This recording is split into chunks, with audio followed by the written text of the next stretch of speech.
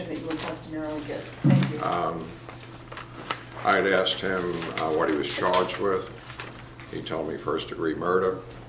I asked him if he could explain the allegation. He told me that it was alleged that he killed his daughter, Phoebe.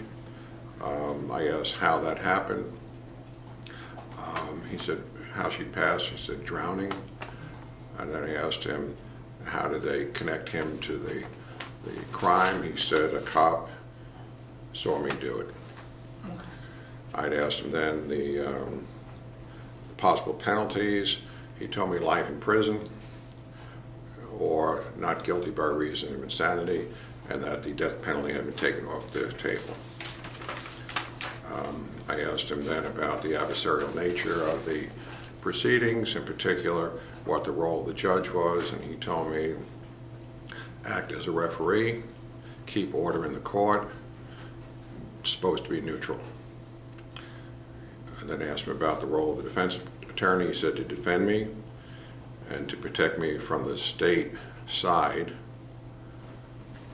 And I asked him what he meant by that. He told me to have doctors do evaluations. I then asked him the role of the prosecutor.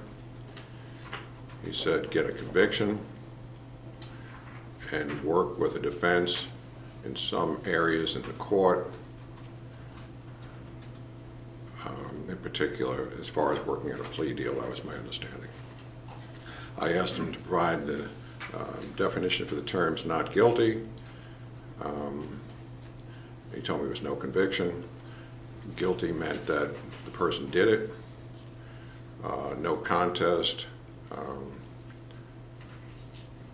You throw yourself at the mercy of the court, and it's usually accepted as a guilty plea. Not guilty by reason of insanity, he described as at the time of the crime he didn't know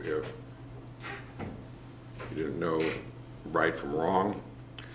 On further inquiry, I asked, is that for any particular reason? He said due to mental illness. I then asked him about a plea bargain. He says that the state and the defense works out for lesser time. And I asked if he had to plea a certain way, and he was a little bit vague on that. So, but eventually, What was he vague on? I asked him what a plea bargain was, and he told me that the state and defense work out and give you lesser time. And I asked him, well, you know, in a bargain or a deal, there has to be some reciprocity in there, and he told me that. He eventually said that he'd have to give up a guilty deal, essentially, is what he said. I asked him to describe the term evidence. He said video camera, someone that saw you, if you had anything in your pocket or your vehicle. Then I asked him about what a witness was, and it's somebody who can take what you say and use it to do good or bad, essentially. And asked what a jury was. He said they're registered voters. 12 jurors are needed for, in his case, of course, it's a grand jury case. And they come up with a verdict.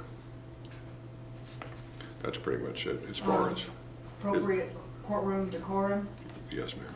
Yes. He does Yes. have the ability to do that? Yes. Testify relevantly if he so chose? Yes. Okay. Do you have any additional questions? Anything, Mr. Williams?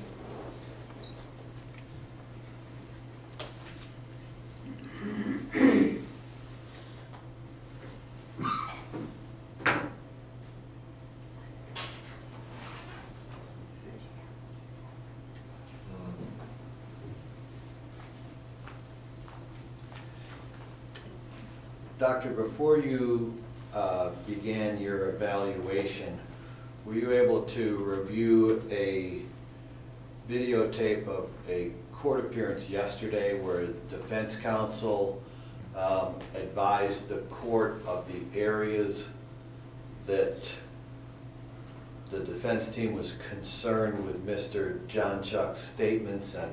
Yes. Okay. And you had an opportunity to hear that entire court appearance? Yes, it was quick, and I did my best to write down the notes. Did Mr. Jonchuck, in your evaluation, did he tell you about each and every one of those? I can't say that he did because, as I said, it was. I looked at the video. I wrote as quickly as I could, and then I asked what I could recall. Okay. As to Mr. Jonchuck's belief that he heard things in court on Monday, did he tell you anything about hearing things in court on Monday when there was no court in session? I can't say specifically. As I said, I was presented with the video. As far as Monday, Tuesday, I know that was mentioned in there, but I didn't query him on that. Okay. There was also an indication that Mr. Jonchuck heard one of the defense experts testify about Dr. Emily Lazaro. Did Mr. Jonchuck tell you anything about that? I didn't inquire. I did mention something about Emily, and he told me it was Dr. Lazaro. And as to pinpoint what he said and what I can't really answer that question. Okay. Did he tell you about any hallucinations that he had back at the beginning of the trial involving Dr. Lazaro? I recall from the video that apparently he looked at Dr. Lazaro and I'm not sure if he made I think he said, "You have a nice night," I think is what he said. And she kind of smirked at him. And I asked, was that "have a nice night"? Was that being cordial or not, or otherwise? And he said otherwise. And that was in regards to something he said happened here in the courtroom? That's correct. Okay. And did he relate to you any events that happened in the jail regarding Dr. Lazaro?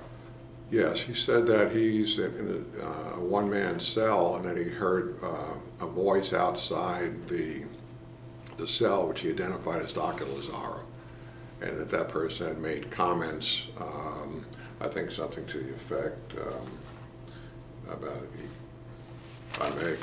Sure.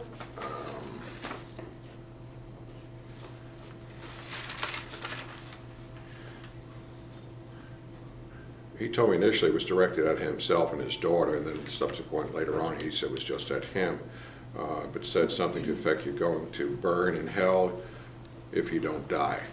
That was what he has told me that Dr. Lazaro said, and then subsequent to that he was informed by his counsel that Dr. Lazaro, it wasn't Dr. Lazaro because she wasn't in the area.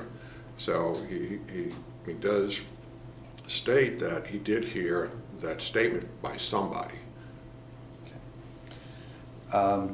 Did you also ask him questions regarding jurors that were chosen and on the jury panel in this trial? Yes, I did. In the defense presentation to the court yesterday, there was a suggestion that Mr. Jonchuck had said that he had heard the jurors say that that this was not an NGRI plea, and therefore they were not going to listen to the defense experts. And also, the defense team was concerned that he had made a statement that two of the jurors, and specifically had said he better believe in redemption. Did Mr. Jonchuck testify about both of those two things to you? Yes. And can you relate to us what he said about the jurors not believing in an NGRI plea? Let me just, if I can just have a moment to Sure. search through my notes here. Okay.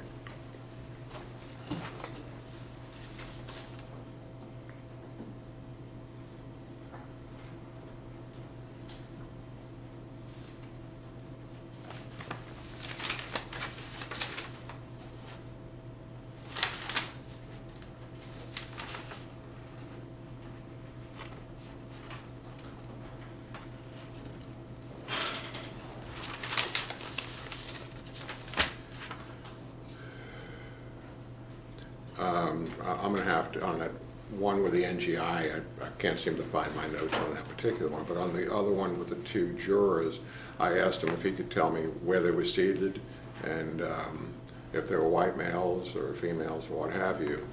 And he told me they were white males and they were seated in the back row on the last two on the left.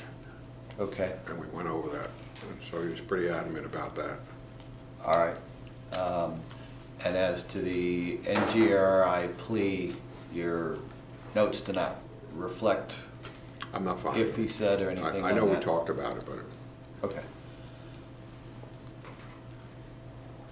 No further questions, Judge? Okay, thank you. Mr. Bowen, do you have any further questions? No, Your Honor. Okay. Counsel, you ready for me to make my findings? May we have just a moment, Your Honor? Yes.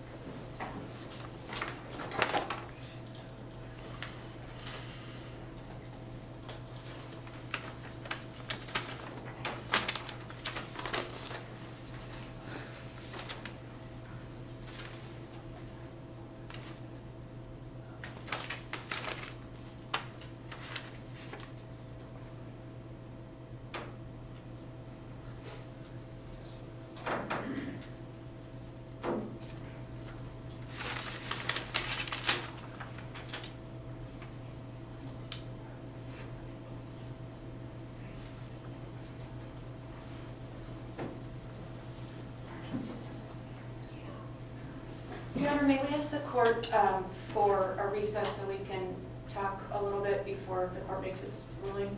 No, because the jury's coming back in at 1 o'clock. Okay, anything further? I mean, I'll give you 5 minutes, but I'm not going to recess for that.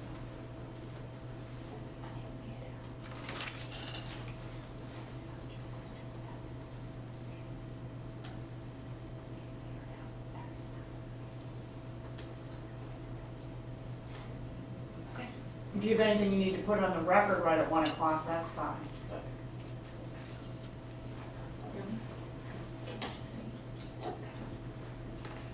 Nothing further, Your Honor. Okay, so pursuant to Dr. Porman's oral testimony yesterday, when she examined Mr. Jonchuck in the back, her finding him competent to stand trial, and then defense counsel asked me to appoint another expert, and Dr. Cipriano was next on the list after Dr. McLean, and she couldn't do it because she was hired by the defense as a confidential expert, but seen him rather recently.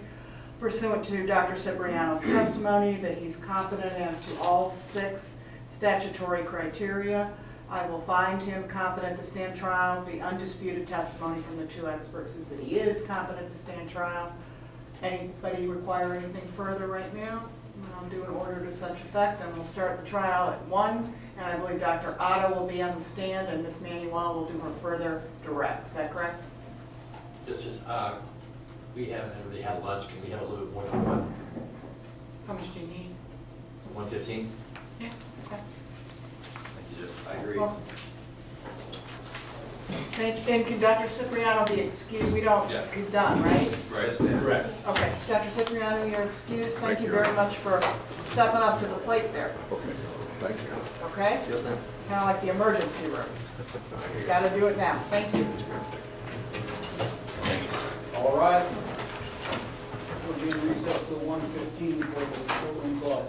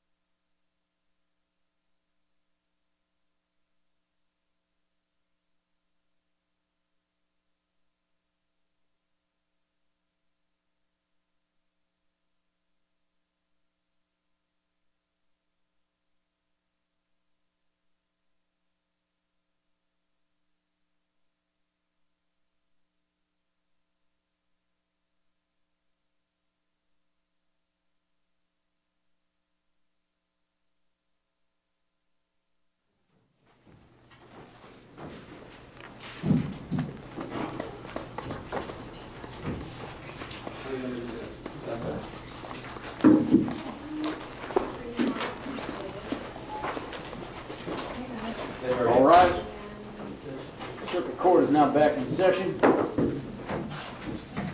You may be seated.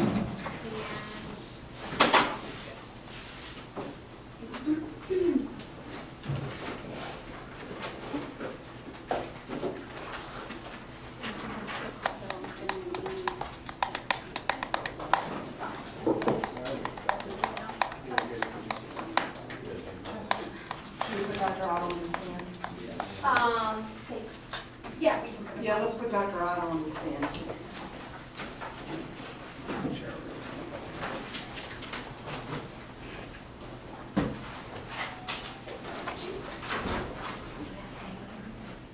Otto, O-T-T-O.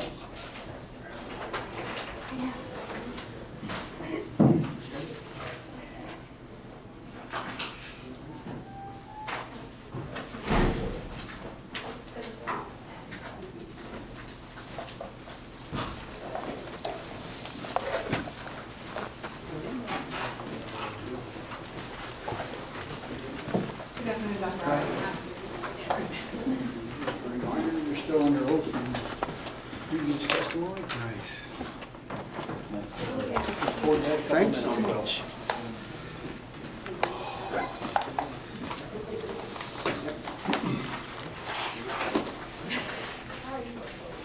Just maybe 5 minutes before we bring the jurors in, we just have to fix the demonstrative real quick. I missed a typo. Do you need it right away, or can I get fixed while you're doing something? Yeah, thank you. I mean, yeah, we just might have to go, so long as we're not having any asked and answered objections when I go back to use the demonstrative. Okay, well, let's just move on, see what happens. Bring in Mr. Jonchuck, please. Is that okay with you?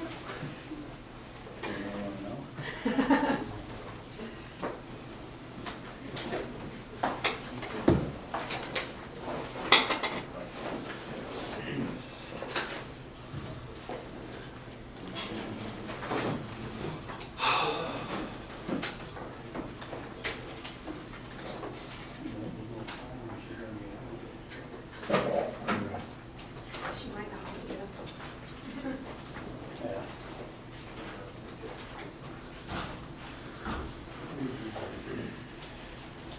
How you doing, Mr. John? Good afternoon, Mr. Jonchuck. Good afternoon.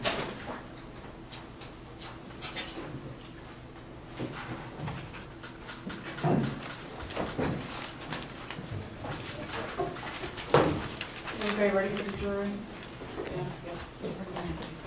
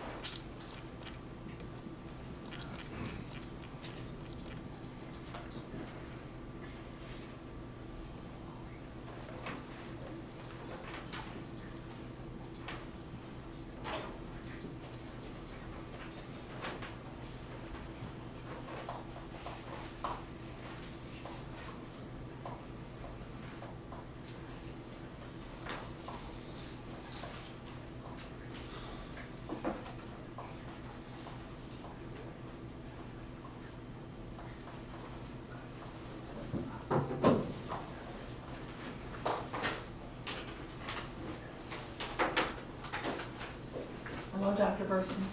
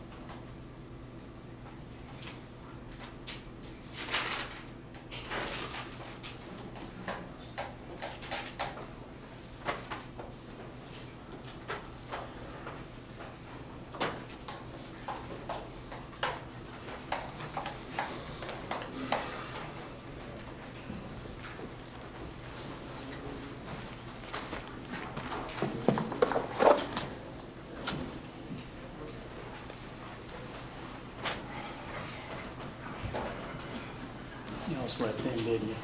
Didn't wake up till like 10 o'clock.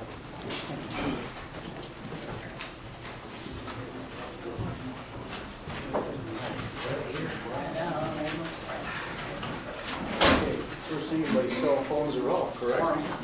And those are your notepads, correct? All right. You'll need another one. Very good. Jury's in the jury box. End of the season. Thank you. Good afternoon, ladies and gentlemen. 20-minute delay's nothing like yesterday, but sorry we couldn't be on time. Anybody have anything they need to tell me? Okay, thank you. Ms. Manuel is going to resume her direct of Dr. Otto. Good afternoon, Dr. Otto. Good afternoon. I believe when we left off yesterday, we were talking about some testing that you did during your evaluation of Mr. Jonchuck. Yes. Did you administer any type of testing during the 3 times that you met with him? Yes, I did. And could you explain those? I administered, as I indicated yesterday, the structured interview of reported symptoms designed to identify people exaggerating or fabricating symptoms of psychosis, more serious symptoms like hearing voices, seeing things, being terribly impaired cognitively in terms of how you're thinking or what you're thinking. Paranoid delusions, grandiose delusions, things like that. The results of that test indicated no attempt by Mr. Jonchuck when I evaluated him to exaggerate or fabricate. I also administered 2 different but very similar tests. One's called the Mini Mental State Examination, and one's called the Montreal Cognitive Assessment. These are very gross, abbreviated measures designed to identify people experiencing significant impairments in their cognitive functioning, in things like attention, memory, understanding language, expressing language. But they're very brief measures designed to only identify the most gross impairments. Okay. And I administered each measure. I saw him 3 times. I had 2 of those occasions I administered one of those measures that are very similar in terms of what they do.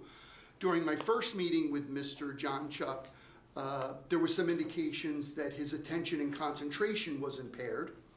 And when I administered it the second time around, he generally did better, but I still had some concerns about problems with attention and concentration, but certainly not that they rose to the level that he was unable to interact with me or understand what I was asking him or express himself and participate. Okay. And then finally, I administered a test called the Personality Assessment Inventory. It's a self-report test, right? A paper and pencil test where you're asked about life experiences, you're asked about psychiatric symptoms, that some things like depression and anxiety. You're asked about your history of contact with the legal system. You're asked about your use of drugs and alcohol. The results of that test indicated that he was being straight. He wasn't exaggerating and fabricating problems, nor was he denying or minimizing, right? Because I wouldn't really pay attention to the results of the test if there were indications of exaggeration or fabrication, or he was trying to hide problems. However, I administered that test twice during 2 of the meetings. The first time, he answered similar items in very inconsistent ways. There's over 300 questions on the test. Some of the questions get to similar kinds of things. So one of the things we do is we look at how you answered this question, and we look at how you answered this question that are very similar. And if you answer enough of those questions inconsistently, we don't have much confidence in the results of the test. Either you weren't paying attention, or your attention was impaired, or you were doing the old Christmas tree approach to taking a standardized test.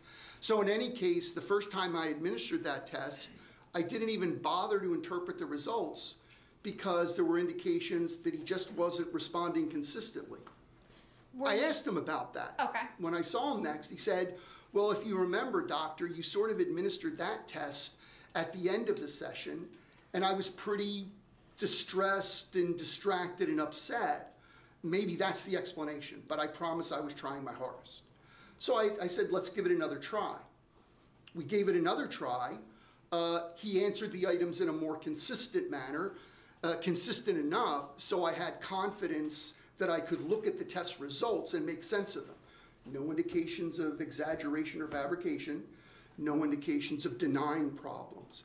And when I looked at the results of that testing, it suggested a whole range of problems, including difficulties with depression, difficulties with anxiety, acknowledging a history of substance abuse, acknowledging a history of contact with the law, acknowledging a history of problematic relationships with other people, volatile, intense relationships, not good relationships, and it also suggested emotional lability, poorly controlled emotions.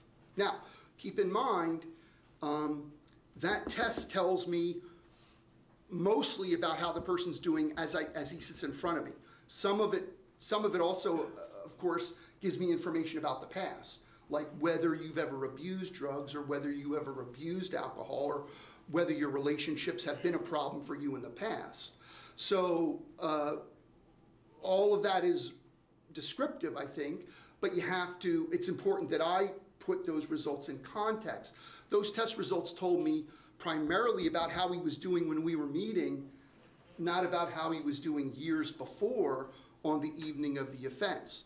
Although I acknowledge some of those items and some of the scales of the test do provide you with historical information, like whether you've ever been in trouble with the law, whether you've abused alcohol or drugs in your life, etc. And is it uncommon that people who suffer from severe and persistent mental illness also have a history of drug or alcohol abuse?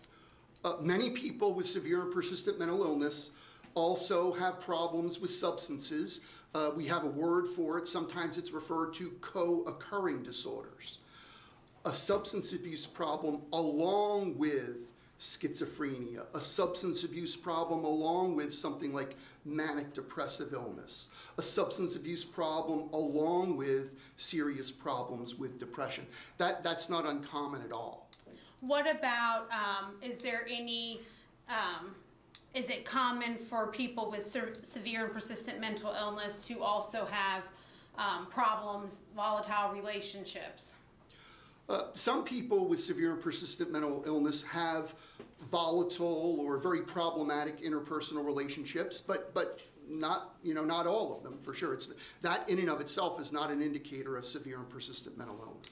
What about Mr. Jonchuck's, that you indicate he had a history of poorly controlled emotions? Yeah, what we refer to as emotional lability, All right. Having difficulty controlling your emotions, or at least not controlling your emotions. Is that consistent with his mental health diagnosis that you've issued in the case? Yeah, it's consistent, and that supports my diagnosis of schizoaffective disorder. Did you review some records from Dr. Arthur in reaching your opinion? I did.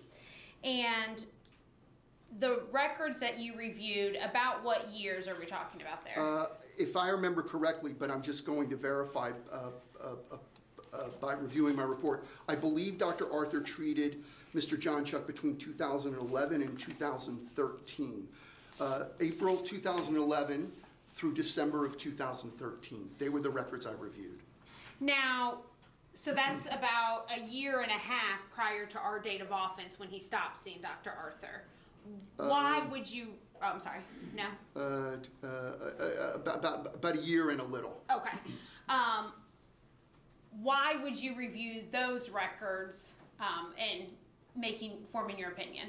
Or why would you want to review those records? Just to sort of go back to something we talked about yesterday, one of the main tasks of the mental health professional in this context is at the time of the offense, was the person experiencing symptoms of mental disorder?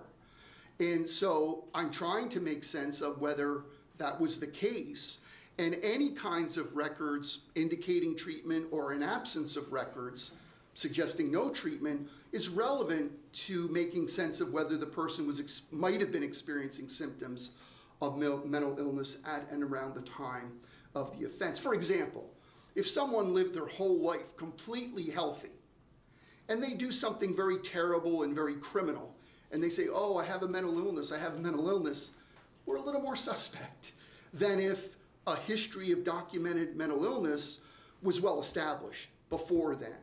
So not only did reviewing Dr. Arthur's records allow me to ascertain that yes, long before Mr. Jonchuck's interactions with Phoebe on the evening of her death, he experienced and displayed symptoms of mental disorder.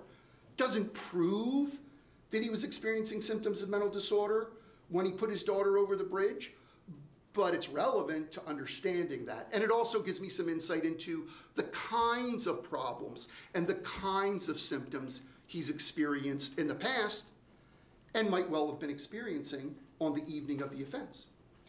What did Dr. Arthur diagnose or treat Mr. Jonchuck for, best you can tell from the records? His diagnosis was bipolar disorder.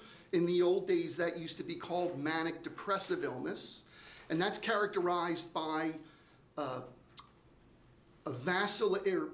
intermittent, alternating periods of depression, down, blue, low, lacking energy, feeling bad about yourself, maybe thinking about suicide, and periods of lots of energy, feeling great, feeling wonderful, too much energy, feeling too good about yourself. Bipolar disorder. That was a diagnosis, and I believe a diagnosis of attention deficit disorder. Okay. Did he also diagnose him with anxiety disorder then? Now that you say it, I believe so, yes. Just slipped my mind. Okay. And if you need to refer to the records, I have a copy I can provide you if you need to. I look at my report, and what I wrote here was bipolar disorder diagnosis, generalized anxiety disorder diagnosis, and attention deficit disorder diagnosis. They were Dr. Arthur's diagnoses. Did John indicate back then when he was being treated by Dr. Arthur that he would have problems with sleeping at night? Mr. Jonchuck reported to Dr. Arthur problems with sleep, among many other problems. Did he also report back then, well, I guess let me ask you this. Did Mr. Jonchuck report issues with having problems sleeping at and around the time of offense? Mr. Jonchuck reported to me he was not sleeping well in the period leading up to the offense. Did Mr. Jonchuck indicate back at the time with Dr. Arthur that his anxiety was much more severe at night than during the daytime? I don't remember. Would it refresh your recollection to review the records? Sure.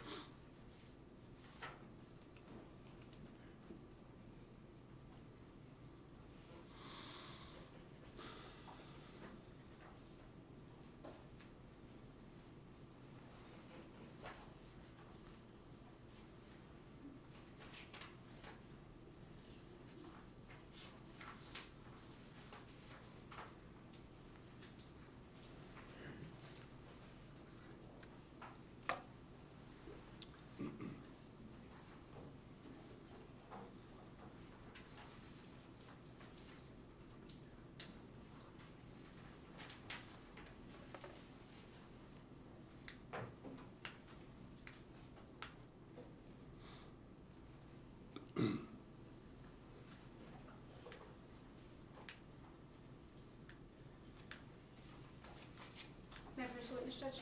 Yes. Trying to narrow it down for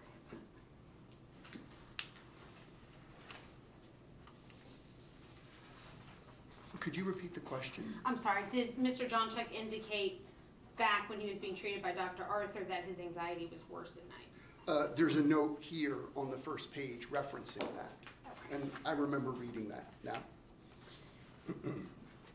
Was there evidence that you observed that that Mr. Jonchuck was experiencing great anxiety during the night and the days surrounding Phoebe's death? I'm not sure I would say he was experiencing anxiety. Certainly that, you know, there was evidence that he wasn't sleeping in a regular way and that he was very active and taking care of a lot of things in the middle of the night. phone calls and messages and email messages and text messages and things like that. I don't know if I would characterize that as anxiety.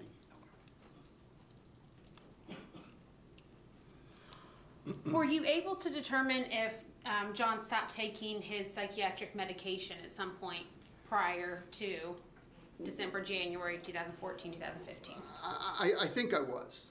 Okay. What information did you receive about that? Well, Mr. Jonchuck reported to me that he wasn't receiving mental health treatment from anyone other than Dr. Arthur while an adult. And then Dr. Arthur's treatment records stopped in December of 2013, and this offense occurred. Well over at least a year later. So if he wasn't in treatment, Dr. Arthur wasn't able to continue prescribing medications. Mr. Jonchuck reported that the medications ran out at some point in time, and when they ran out, I think he gave me varying estimates of between 2 and 4 months, I think. Okay. And did you observe in Dr. Arthur's records that Mr. Jonchuck had attempted to refill a Seroquel prescription in September of 2014? There was a note at the very end of Dr. Arthur's records from a pharmacy, I believe, where he attempted to refill one of the medications Dr. Arthur had prescribed, but it was rejected. It wasn't filled. What is Seroquel normally prescribed for? Antipsychotic or psychotic symptoms. Also has some antidepressant and mood stabilizing effects.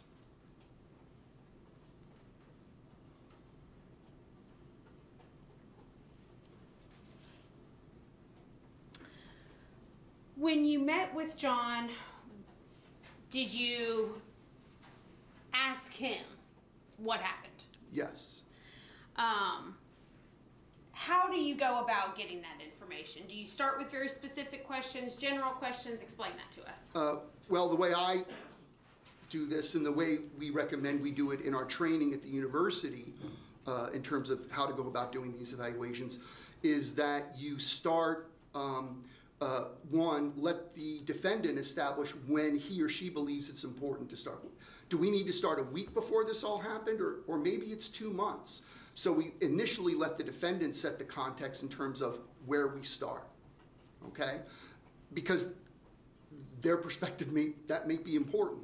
And then it's a bunch of this, and then what, and then what, and then what, and then what. And what we're doing as an interviewer is we're pushing the person we're interviewing to tell us everything they can remember about what occurred. So it's a lot of and then what, and then what, and then what, and it's also a lot of clarifications of pronouns. Because it's amazing how consistently when people tell stories, they'll be kind of letting you know what happened, and then the tendency is just to use she. So with Mr. Jonchuck, for example, he would say something like, well, and then I told her to do this. And well, is that your mom? Is that your stepmom? Is that Phoebe? Is that the attorney? So there's a lot of, hold on, who is she? And actually, we start these interviews by saying, try to avoid pronouns. Try to give us names. So we try to get everything we can from the defendant. Now, obviously, before we evaluate the defendant, we know a lot about what went on based on reviewing the arrest reports, and maybe there were witness statements and things like that. So we try to get out everything we can from the defendant, and we also caution them, hey, all we want from you is what you remember. Don't tell us something that you read in the newspaper. Don't tell us something that your mother told you during her last jail visit. That's not your memory. What I want is what you remember, and how you were thinking, and how you were feeling, and how you were behaving. That's what this is all about. How were you thinking, feeling, and behaving at and around the time of the offense? And does that suggest you were experiencing symptoms of mental disorder at and around the time of the offense? And did those symptoms make it so you might not have known what you were doing, or might not have known the wrongfulness of what you were doing? So we do that, and then once I've determined, or once other examiners have determined that they have, to the best of his or her ability, the defendant's recollection, all that he remembers, we might begin to ask them questions based on other information we have, right? At the grossest level, this is not referencing Mr. Jonchuck's case in particular, but you might have someone who said, oh, I robbed the 7-Eleven and then I just hung out and drank a beer with the cashier. Okay.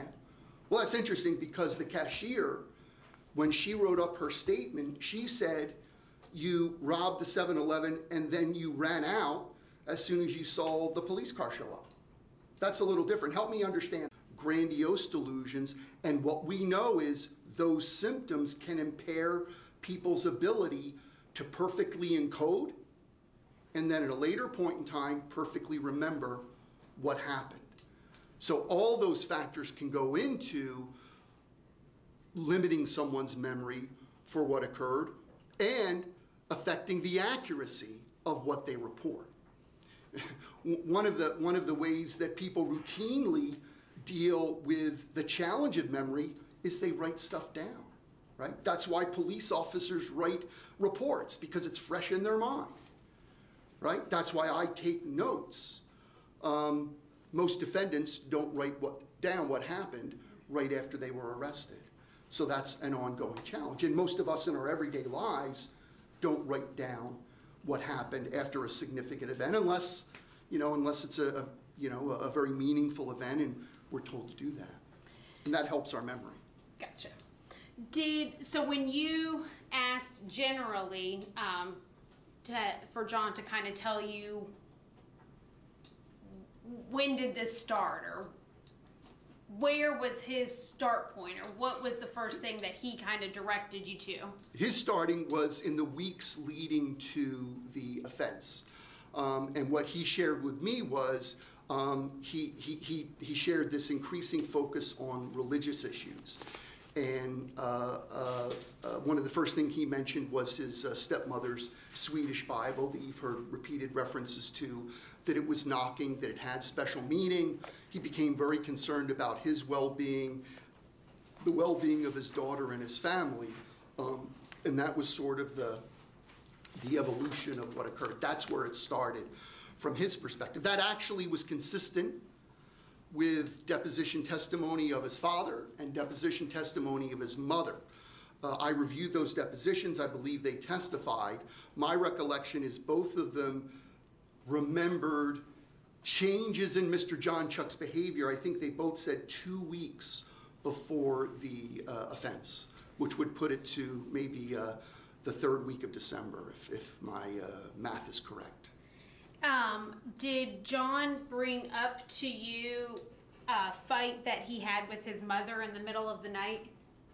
I remember a discussion of an argument. I don't have any clear of a memory for it other than there was an argument of some type. Would it refresh your recollection to review your depo Sure. transcript? I'm looking at page 32 of your depo.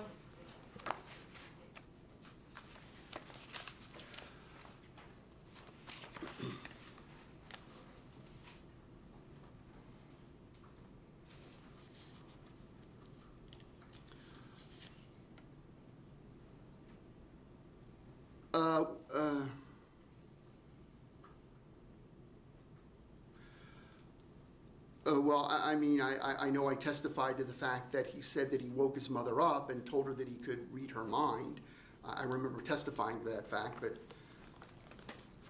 I don't see anything there referencing a fight per se. Okay, so John indicated that he woke his mother up in the middle of the night and accused her of reading his mind. I think it was that he could read her mind. Okay, I'm sorry. He was reading her mind. He could read her mind. Okay. That's what he said. And this is the same night, was this the same night that he left the house with Phoebe and his cousin? The night before he left the house, yeah. Did John tell you about that he believed that he was speaking to his mother as though he was her mother? Around the time of the offense, Mr. Jonchuck was confused about who was whose parents, both in terms of his relationship with his mother as well as his relationship with his daughter. So there was confusion in his mind around those issues, or so he reported.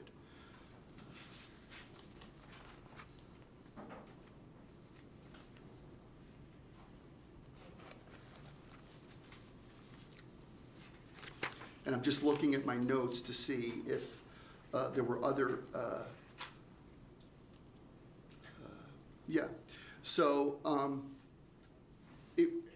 my interview with Mr. Jonchuck revealed that there was some confusion in his head around that time as to who parented, who was whose parent. I reviewed the deposition of Mr. Jonchuck's mother, and she testified that he stated he needed to meet with an attorney to ensure that Phoebe was his daughter, and that he claimed to be his mother's mother. Mr. Jonchuck told his mother he was her mother, and it was not him that had abused her when she was a little girl.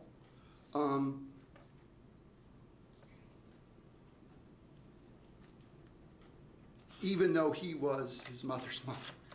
I was your mother when you were a little girl, but it wasn't me who abused you.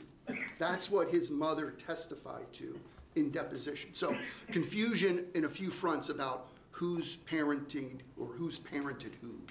And that's an example, and the way I interpret that is that's irrational thinking. That's illogical thinking that is clearly an indication of severe and persistent mental illness. That's the kind of confusion and lack of logic that you sometimes get.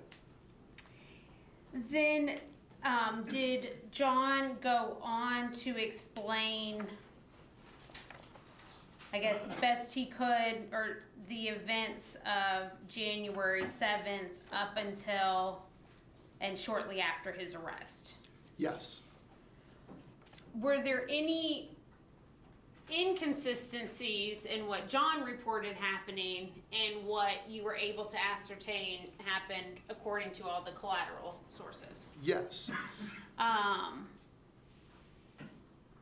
Did John tell you that he had a scheduled meeting with the attorney on January 7th? He said the January 7th meeting was scheduled. That was the second of two meetings and second time he met with the attorney on 2 consecutive days. Okay. He said the January 7th meeting was scheduled.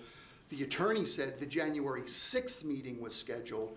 The January 7th meeting, he just showed up and she was able to fit him in.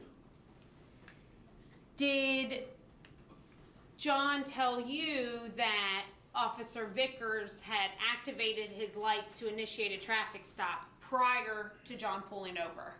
Mr. Jonchuck said that when he was driving south on the interstate, he pulled over because he saw flashing lights. That's what he told me. I reviewed Officer Vickers' report and deposition, and my understanding is Officer Vickers reported that he did not turn on the flashing lights until Mr. Jonchuck pulled over.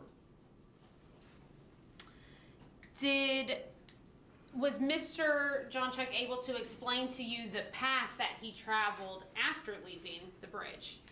He told me where he went and what he did after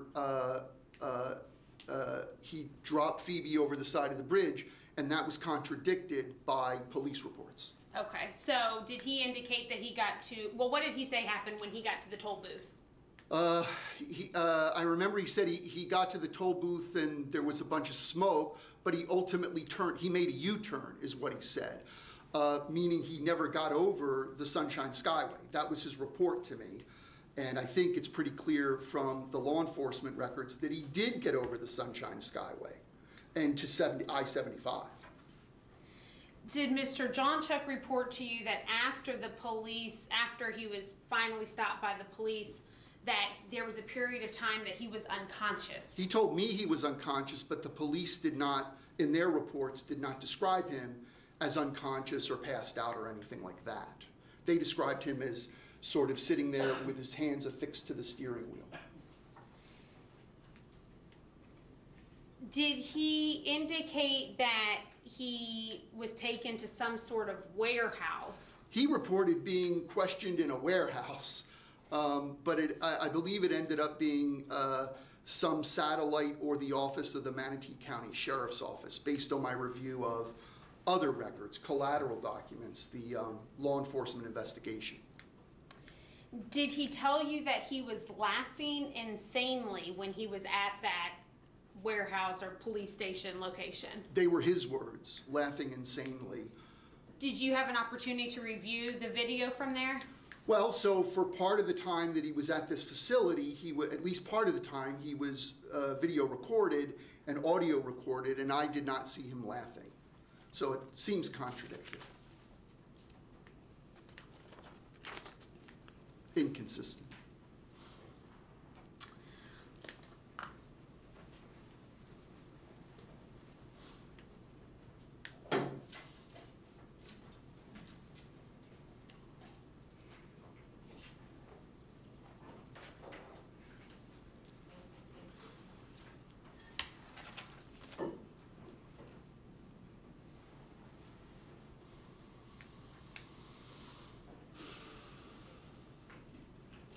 Dr. Otto, I'm going to set up this checklist here, and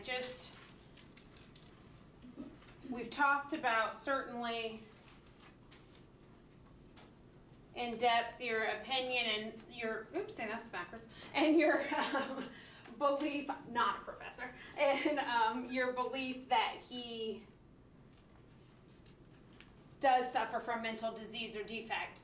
Now I want to look specifically at what evidence you observed indicating that Mr. Jonchuck did not know what he was doing or its consequences, or that his actions were wrong at the time, okay? Right.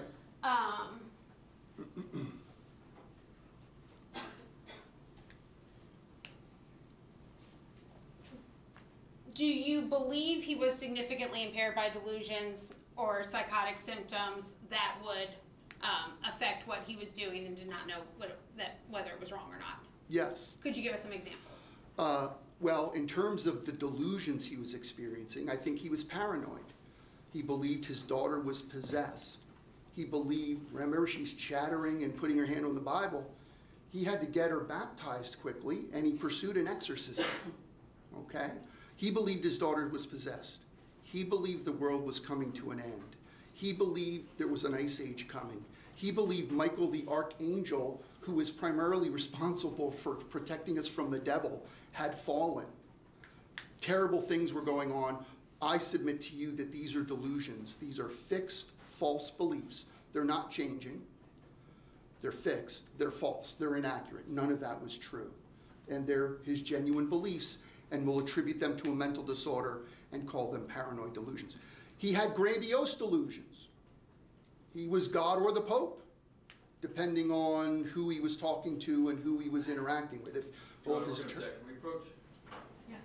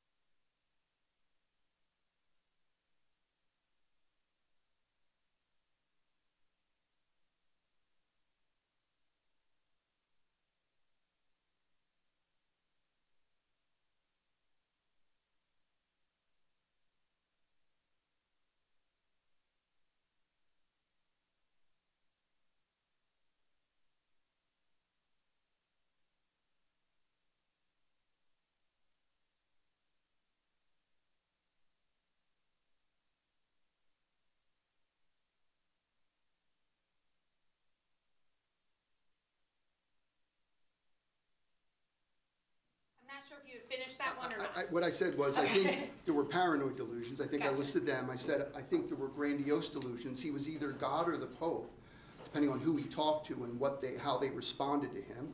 That's a fixed false belief. He's not the Pope. He's not God. It's not changing, and it's attributable to his mental disorder. And he will save the world. He will save the world by he and his daughter dying. He will save the world from this terrible outcome that will result. I think that's significantly impaired by delusions, and I also think there was impaired thinking. Not only was the content of what he was thinking impaired, right? The paranoid stuff, the grandiose stuff. How he was thinking, how logically he was thinking, how rationally he was thinking was impaired, right?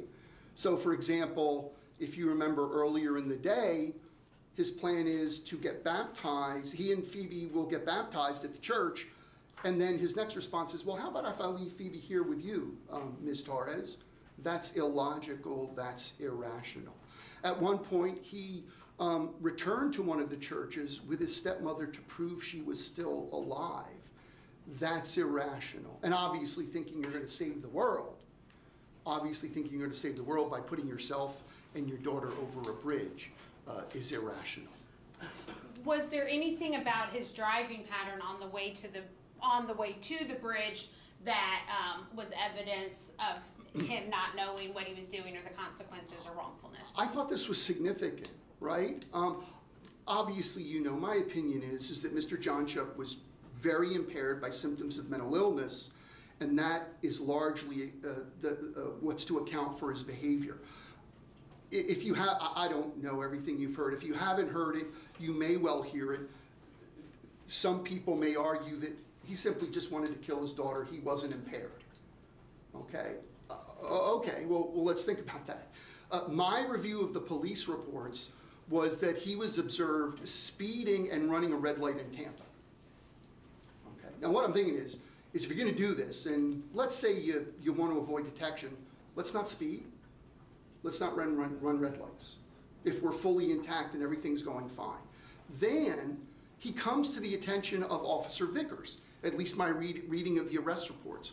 Why did he come to the attention of Officer Vickers? Officer Vickers wrote in his report, and he testified in his deposition, he was going home at the end of a shift in a marked squad car, not undercover, on 275 South, and he sees a car speed by him.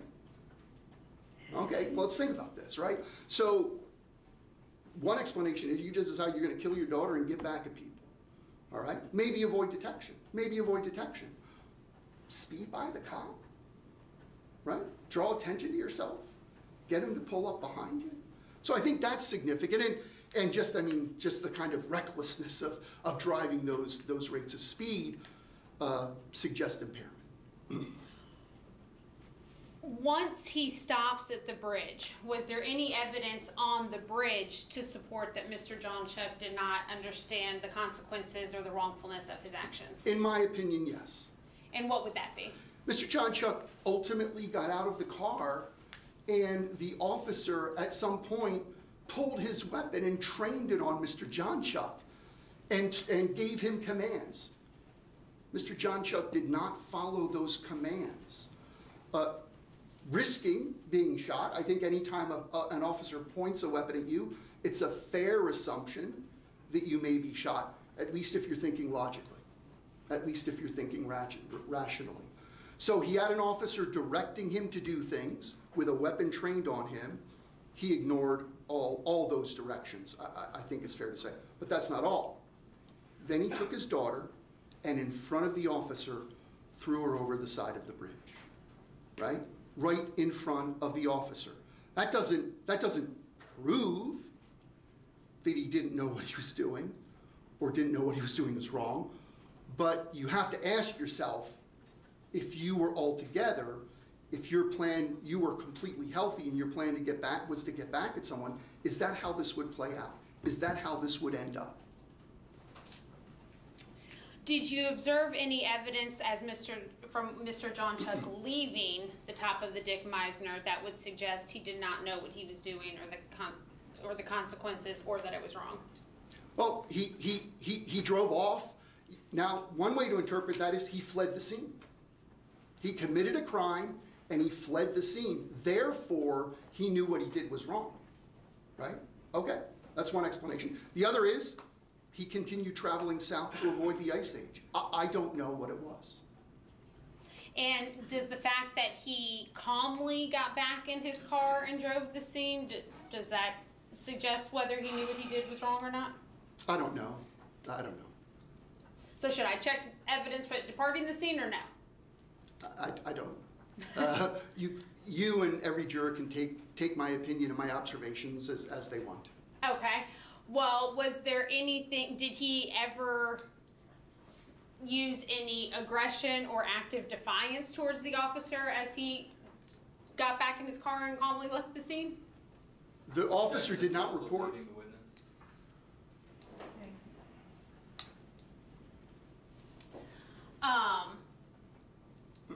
Would you agree that a calm departure is inconsistent with fleeing? If the officer were to have described his departure as calm, would that be inconsistent with fleeing? Yes. I also want to point, what I forgot to mention was my understanding is, based on the officer's report, is during this interaction with the gun trained on him, he informed the officer that he had no free will. I think that's indicative of impaired thinking. That the officer had no free will? Mr. Jonchuck was quoted by the officer as instructing him, you have no free will. The man pointing a gun at him, he told the man pointing a gun at him that he had no free will. I see that as irrational. So I think that's significant in terms of his behavior during the stop. All right. What, was there anything significant about his driving pattern after? Well, again, law enforcement described him as attempting to elude them. That's one explanation. Interesting, there were reports that he was using his turn signals. There were reports that he was buckled. He had a safety belt on at the time he was ultimately apprehended. Again, you don't pick this up in psychology training, but I truly do wonder about the logic, if you're fleeing, of having the courtesy to use turn signals. But it raises questions for me. Is there anything about Mr. Jonchuck fastening his seatbelt that would suggest he was not psychotic at the time? Well, he might have fastened his seatbelt because he knew he was in for a scary ride. He might have fastened his seatbelt because it's sort of, at least for some people, reflexive. I know it's sort of reflexive for me at this point, but two possible explanations. Are people able to carry through with reflexive actions during a psychotic state? Sure. After Mr. Jonchuck was arrested at the scene, was there any evidence at that point that he did not know what he was doing or its consequences, or that it was wrong? Yeah, I mean, I think evidence of his impairment is that he referred to himself as God and the Pope. He asked if he could leave the interrogation room. He demanded his Bible as he was at the scene in the vehicle. That suggests to me a lack of awareness of what's happening here and what's happened when you're demanding your Bible.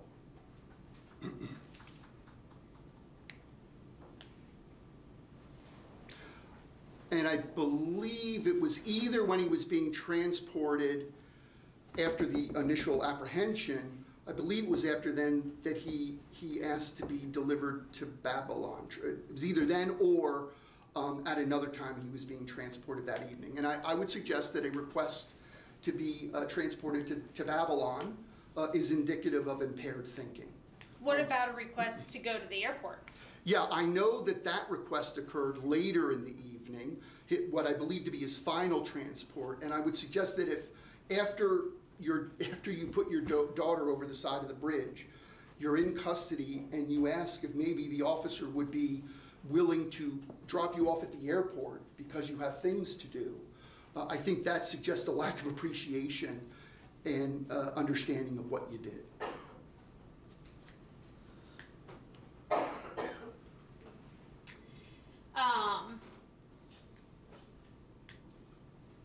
only way he will live is with him.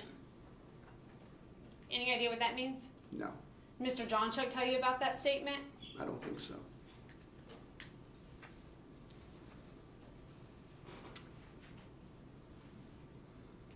Did John also ask during transport to the jail what he did wrong? Yeah, at one point he asked what he did wrong, and he made a distinction between dropping his daughter off the side of the bridge and throwing his daughter off the side of the bridge. I see that as so impaired and so irrational, as if that makes a distinction.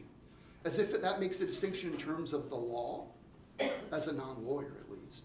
And as if that makes a distinction in terms of the wrongfulness of what he did. Who cares? What's the relevance of that? And what I tell you is that's evidence of impaired rationality. What about in the interrogation room? Did you observe any evidence from the interrogation room that Mr. Jonchuck did not know what he was doing, the consequences or wrongfulness? He has to be let out of the interrogation room. He referred to himself as God and the Pope, and he referenced that. And I think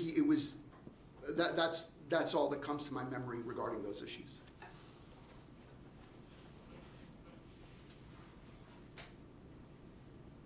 Does he make reference to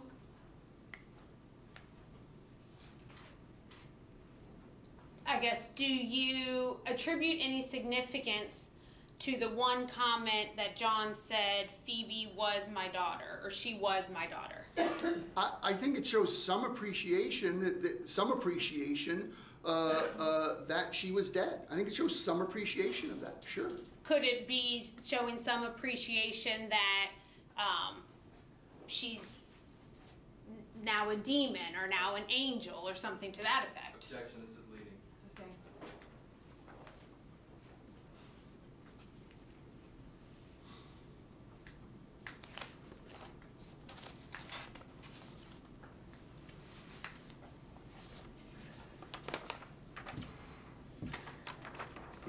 Let's talk about, you had mentioned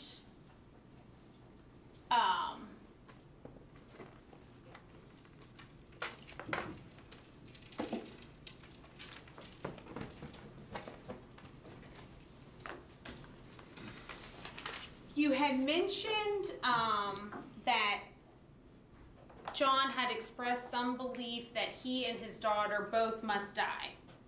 That's what he said. Or something to that effect. He said that at one point, yes. Okay. Mr. Jonchuck did not die. Yes. Does that mean that he was sane at the time? No.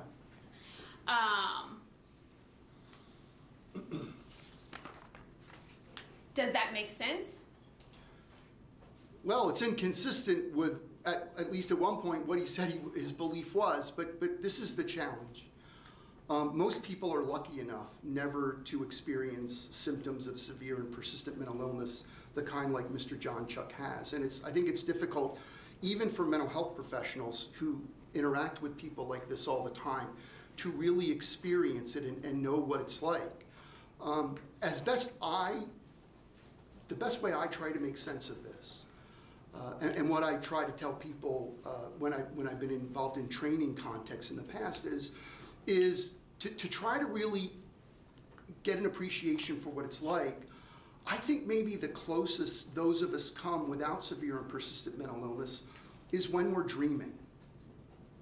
And if you can think back to just a wild dream that you might even call crazy, and all of the things that happen in the dream, right? That maybe you're sailing a plane in the ocean, and then a land shark comes up and saves you and takes you away. And then you transport back in time. And in the dream, it makes complete sense, right? You're living it out. And then you wake up and you say, that was a wild dream. That's impossible.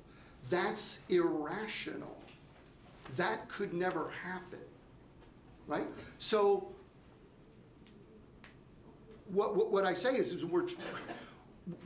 I can't, and I think we don't want to make the mistake of trying to impose our rationality on something that is characterized by being irrational, that is wholly impaired, right? Our rationality, our problem solving, our making sense of things comes in the absence of mental illness. We're trying to understand the behavior and actions of someone who we believe was in the throes of a terrible period of mental illness. So some of that just doesn't make sense.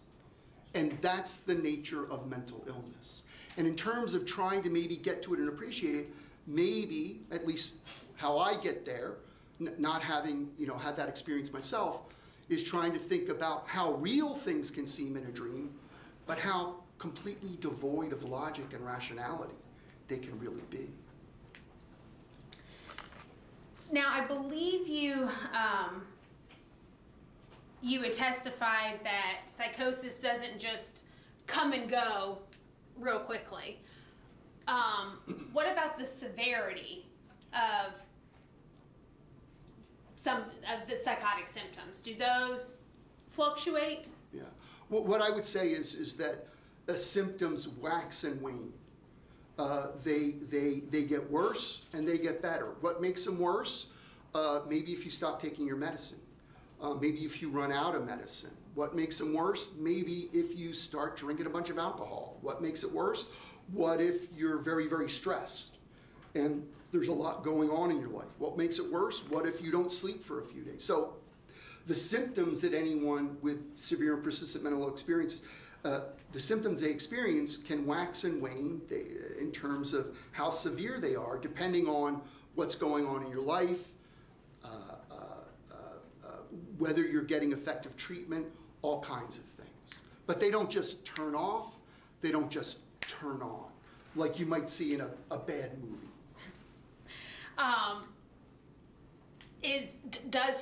Can stress increase symptoms? Certainly. What about sleep deprivation? Certainly.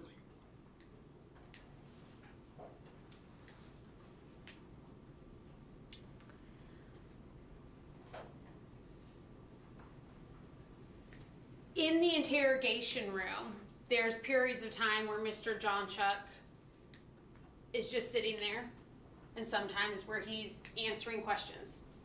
Is there anything about the interrogation video that is inconsistent with your opinion that Mr. Jonchuck was insane at the time of offense? No, and I was just saying, it maybe gets to something I referenced yesterday, which is that we can't look for all people with severe and persistent mental illness to be, and I don't mean to be disparaging, maniacs, that they're bouncing off the walls, that they're I refer to that as the zombie theory of severe and persistent mental illness. If you have severe and persistent mental illness, you just walk around like a zombie and you can't do anything, right? So that he sat there, that he answered questions, that he wasn't tearing up the room or anything, that doesn't prove that he wasn't experiencing symptoms of mental illness. That doesn't prove no mental illness, therefore sane, in my opinion. May I approach the clerk, Judge?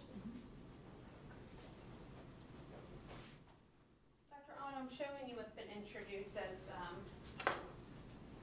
defense A through D.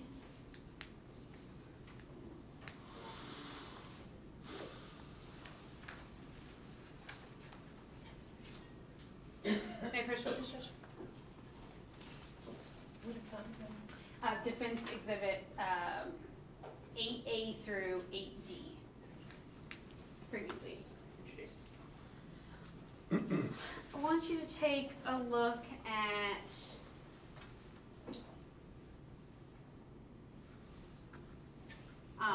defense 8A.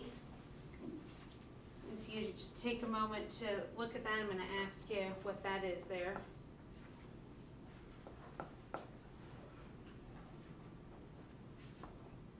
Okay, 2 emails. Okay.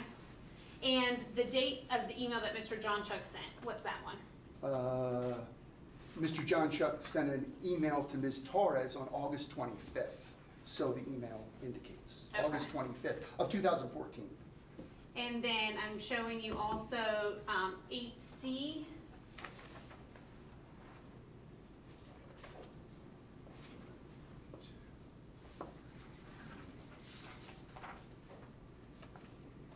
Eight B and 8D.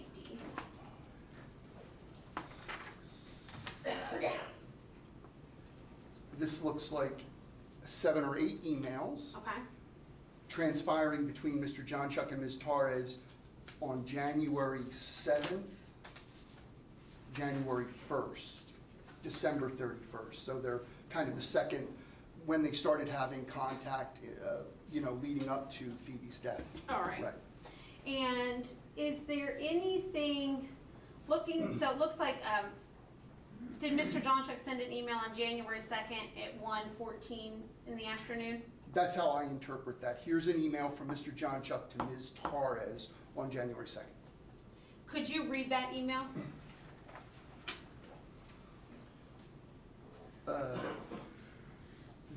Let me just say this. There are 3 punctuation points in the paragraph. Okay. So do you want me, I'm going to read it and not punctuate it. Okay.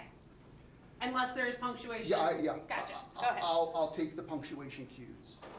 Thanks, we really need to do the non-removal because after doing visitation up there, I had concerns and called CPI, and Michelle said that she passed her drug test and was going to file false report and tried to get the retraining order, one for me and one for Phoebe, and it got denied and was recommended. I do that by the investigator. They had knives and live ammos, and she looked under the influence, and the guy she is with verbally scolded her harshly in front of me and has been arrested for DV on her twice at the 2118 Delightful Drive, Ruskin, Florida, 33570. His name is funny, but it's real Guy Kisser. Is there anyone at your office to sign the retainer I told Michelle I was going to when you got back and she stopped harassing us, but this is serious, Missy. Okay. We're going to go back to that one. Could you read the email from August that John sent? Reflecting the punctuation. If there's punctuation in that one. Mrs. Torres, it was a pleasure speaking with you on Friday. I can tell you that you were I'm sorry, my error. Mrs. Torres, it was a pleasure speaking with you on Friday. I can tell that you are very passionate about what you do and look forward to working with you. I will get the retainer back to your office ASAP. Thanks again for taking the time to answer my questions thoroughly. I can't wait for you to start working with me so we can put an end to the drama involving my daughter. She is my world and deserves a well-rounded, safe environment. Was there, in fact, punctuation in August? There was a lot of punctuation in that, and there was 3 punctuation points in January. Gotcha. Was there anything about this January email that would give you any insight into Mr. Jonchuck's thought processes of what's going on at the time? Right. The January email is evidence of impaired thinking. It's rambling. It's jumping from topic to topic without making a transition by way of punctuation. And I interpret it as reflecting impaired mental state. In January 2nd, that's very different from the August 25th email, which I interpret that as fully punctuated and not reflecting any kind of impaired thought process. No tangential thoughts jumping from topic to topic, no mistakenly presuming that maybe the reader of your email might understand something to which you're referring. Can I have a moment, Judge?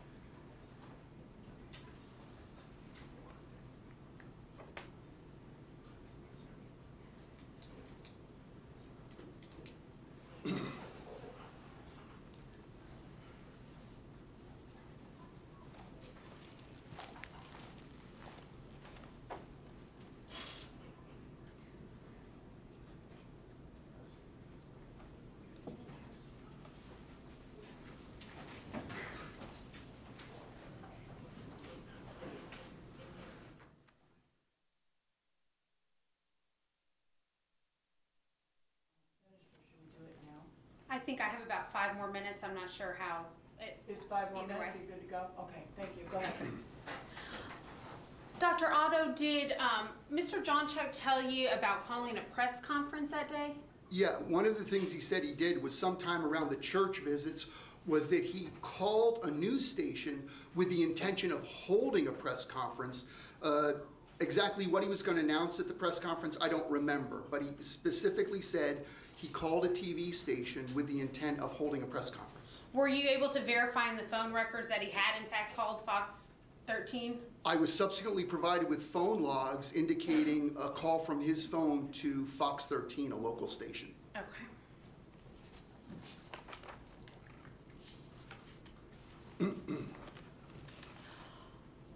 Are there any, going back to the interrogation room, are there other explanation, when John referred to Phoebe in the past tense, are there other potential other explanations other than knowing that she's deceased at that time? You suggested one earlier. The only thing that occurred to me was, well, some appreciation or some, recognition that she was dead. Maybe he was thinking of her in another way. That didn't occur to me, honestly, but you offered it. Is there anything inconsistent with that belief based on what you've observed? Did he consistently maintain that Phoebe was possessed or taken over by somebody? Objection to leading us. Did you observe any evidence that was inconsistent with a belief that Phoebe was possessed? Objection. Same objection. Did he observe any evidence?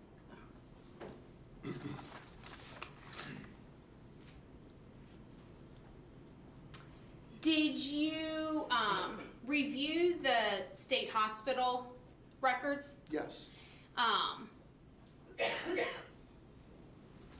The state hospital records would have been sometime after this happened, is that correct? Sometime after what? After Phoebe died. Of course. Why are those records important? Because in any case of claimed insanity, you always want to make sure that the claimed or reported symptoms of mental illness are genuine. That people just aren't simply faking or making it up in order to avoid get out of trouble or avoid a situation. And what I reference in our training is that people like me who examine defendants, we can equate our evaluations to snapshots. We go into the hospital or the jail and we take, not literally, figuratively, we take a snapshot. During the hour or 2 hours, it was 7 hours I think that I spent with Mr. Jonchuck. Well, to follow the analogy closer, if I spend 7 hours with Mr. Jonchuck and take 3 snapshots, because I met with him 3 times, what I say is the staff at the hospital, they're taking a video recording, right? They're spending literally years with the defendant. Mr. Jonchuck was in the hospital for a long time, and they get to see him at all different settings. When he's eating, when he's interacting with other hospital residents, when he's in therapy, when he's in recreation, whatever other program they have going on at the forensic hospital. And I pay great deference to the state hospital employees, the forensic hospital employees who have that kind of a look at a defendant and are able to form opinions about their impairments and the genuineness of their impairments. So I always make it a point to pay very special attention to people who've spent much, much more time with the defendant than I have trying to figure out, what their impairments are and if they're genuine and things like that. Do you have an opinion on whether Mr. Jonchuck was under the influence of drugs? Yes. And what was that? Asked and answered. May we approach? We all know the answer. No, right? Should I answer the question? Yeah. My answer is no. Yeah. Okay. Or I have an opinion. Right. The answer is no. Let's move on. That he was not under the Yes. influence. Gotcha. And do you have an opinion on whether Mr. Jonchuck was feigning or faking mental illness at the time this happened? Objection. This has also been asked and answered. Sustained.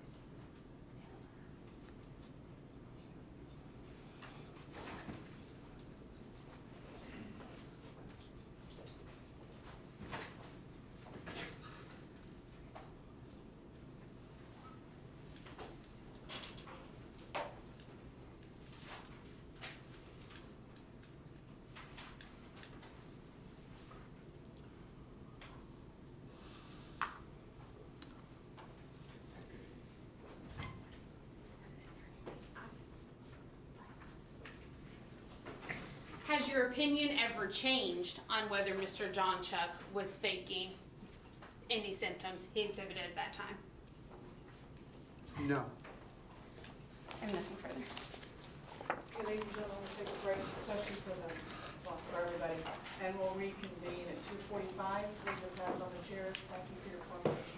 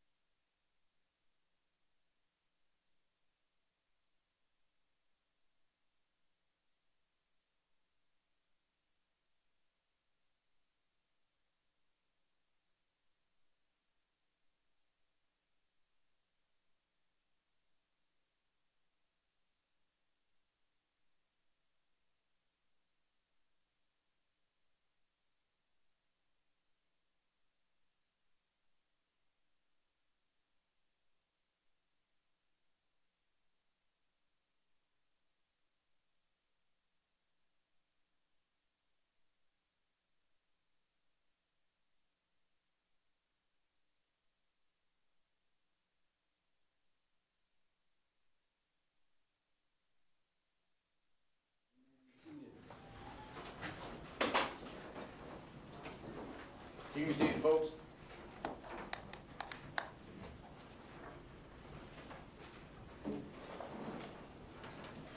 Everybody ready?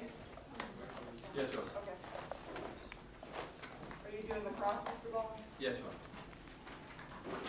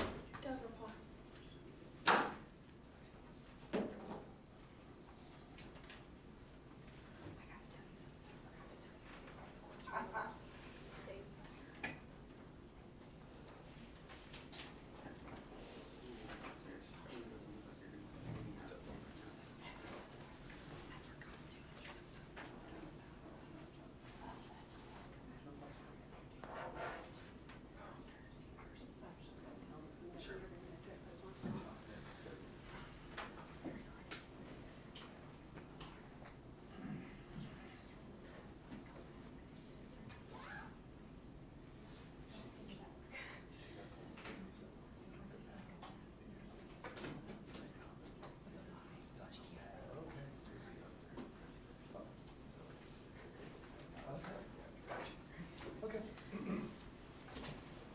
Ron, did you do anything? I don't think so, Your Honor. No.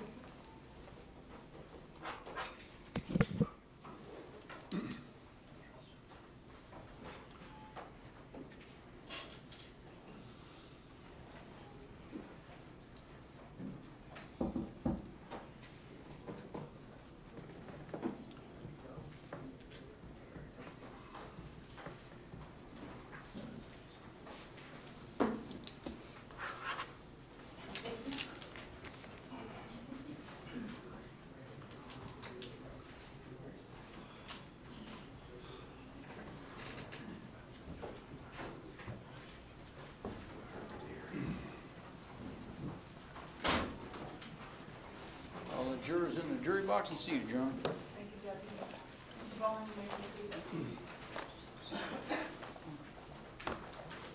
Afternoon, Doctor. Good afternoon. So I just want to clarify a few things. You were hired by the defense to do this evaluation, I correct? was. And you're being paid by the defense for your time, right? I am. And how much are you being paid an hour? $200 per hour. Okay. And you're being paid that as you sit here today, correct? Correct. And you would agree that when you are retained to conduct evaluations of sanity, you are more likely to be hired by the defense than the state, correct? Yeah, I've been hired more often by the defense than the prosecution, correct? Right, in fact, 2 to 3 times more for the defense than for the state, right? Much more frequently. It could be as many as 2 or 3 times, sure. Okay. And you talked to the jury about testing that you did. I just want to make sure that they're clear that the testing that you performed does not tell us whether or not the defendant suffered from psychosis on the bridge. 100% correct. Okay. That testing that you did was to determine if he was exhibiting symptoms of psychosis during your evaluation. Some of the tests, not all of the tests. Right. But Yes. specifically the malingering for psychosis testing was to determine his state at the time of your evaluation. Correct. Okay. Whether he was exaggerating or fabricating when we met, Right. not what he was telling me about back then. You're right. Right. There's no test you can give him to determine if he was suffering from psychosis or not on the bridge. No test goes back in time, correct? Okay. Now, there was one test that you gave him, and Ms. Manuel asked you about it, and that test showed some inconsistencies. That was the PAI, correct? Personality Assessment Inventory. All right. And in that test, he was asked to talk about depression, right? Among other things. Past symptoms of mental illness. More like current symptoms of mental illness, but things like whether you've used drugs and alcohol in the past, Right. whether you've gotten in trouble with the law in the past. And did you give him the PAI first, or did you give him the other test first? I don't remember. I'd have to go to my notes. Could you do that and let us know? I'd just like to know the sequence.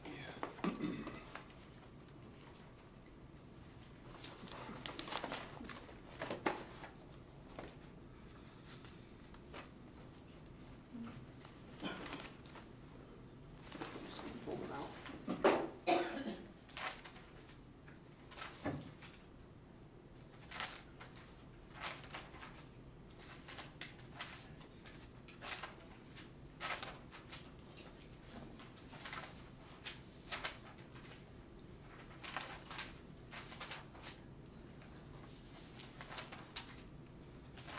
It's a lot of notes, sorry. Take your time.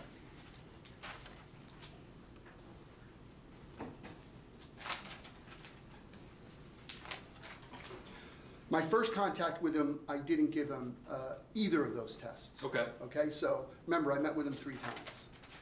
So that's the notes from the first meeting.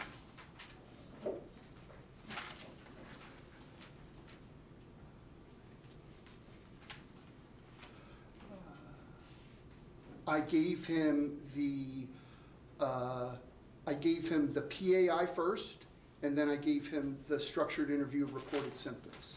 Okay. And the PAI, the first test you gave him, indicated there were some problems the very first time he took that test, correct? Insofar, the inconsistent responding to similar items. Right. And you said one explanation could be cognitive problems? It could be impaired attention and concentration, that's one explanation. But I don't think that you found that that was, in terms of cognitive problems, the reason why he had issues with that test, correct? Well, his explanation was, I was pretty upset and distressed, by all that we had talked about. Right. So cognitive problems has been ruled out, correct? Cognitive, like memory problems or Yes. limited reading ability? Yes. Yes. Okay. And the other explanation could have been Christmas treating it like a test where you don't care about the answers. Randomers, who cares? But you don't think that that's what was going on here because he was taking this seriously? He said not, and you would expect a different overall profile if he was responding randomly. And I understand that you gave the explanation that he provided, but another option is he could have been faking his symptoms on that test, correct? That's a possibility. Possible, but I think there's good reason to think not. Right, but it's a possibility. You have to admit that.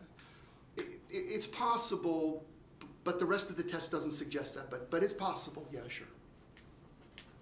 And when you gave it to him the second time, he did better, correct? He answered in a more consistent way, but there was still a little inconsistency in terms of his responding when you compare him to most people who take the test. And you would agree that when someone is answering inconsistently on a test, that there is always a concern that someone could be trying to make themselves look better on the test, or in this case, look more mentally ill.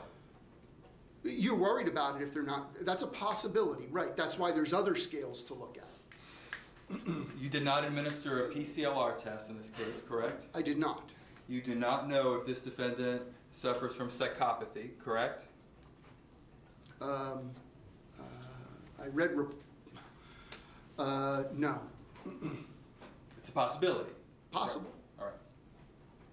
Now, at the time of his arrest, he indicated to you that he was supporting himself with Social Security disability, right?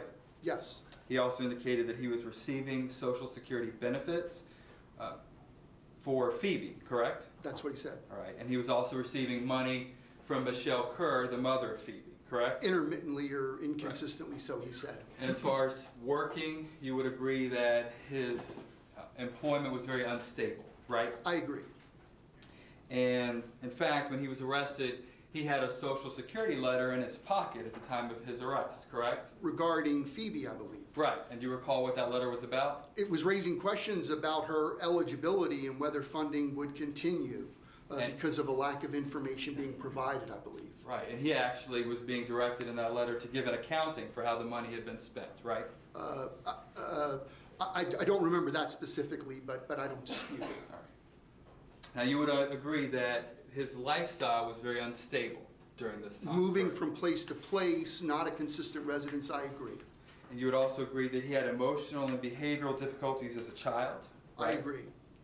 Now, he was never in special education classes, correct? He reported not. Right. And Dr. Arthur is someone that you relied on in this case and his records?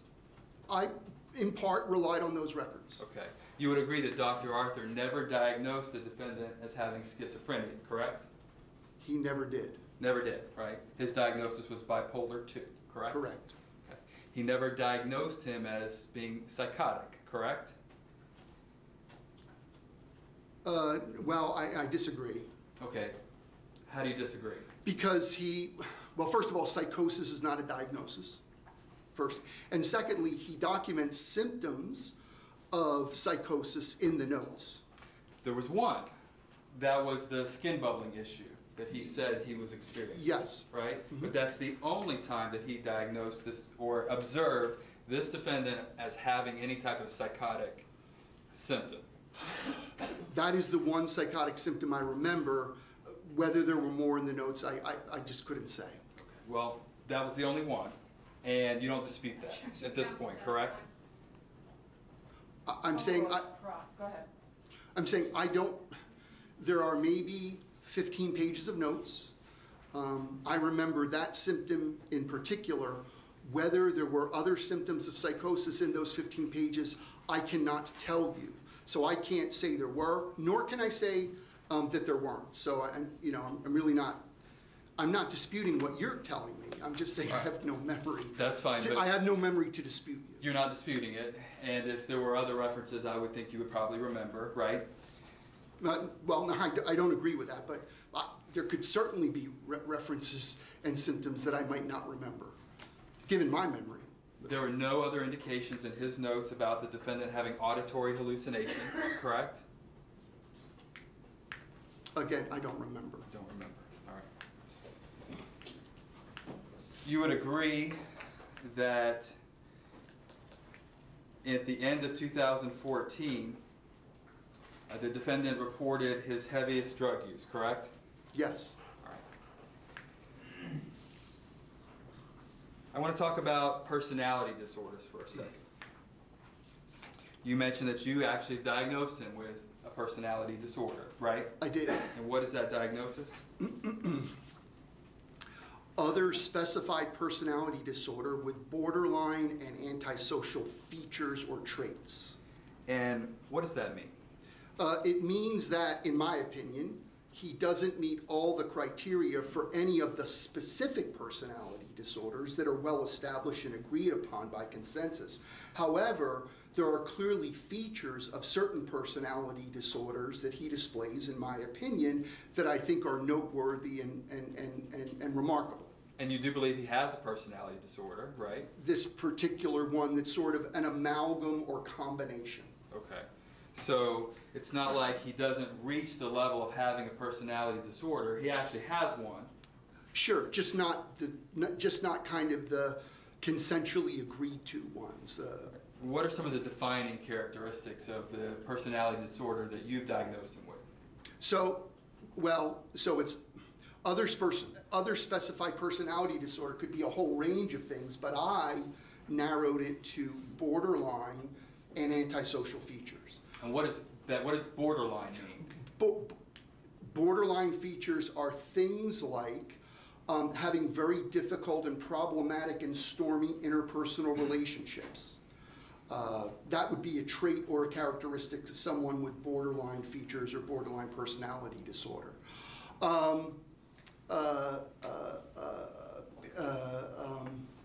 Having poorly controlled emotions, right? That you don't do a very good job of controlling your emotions.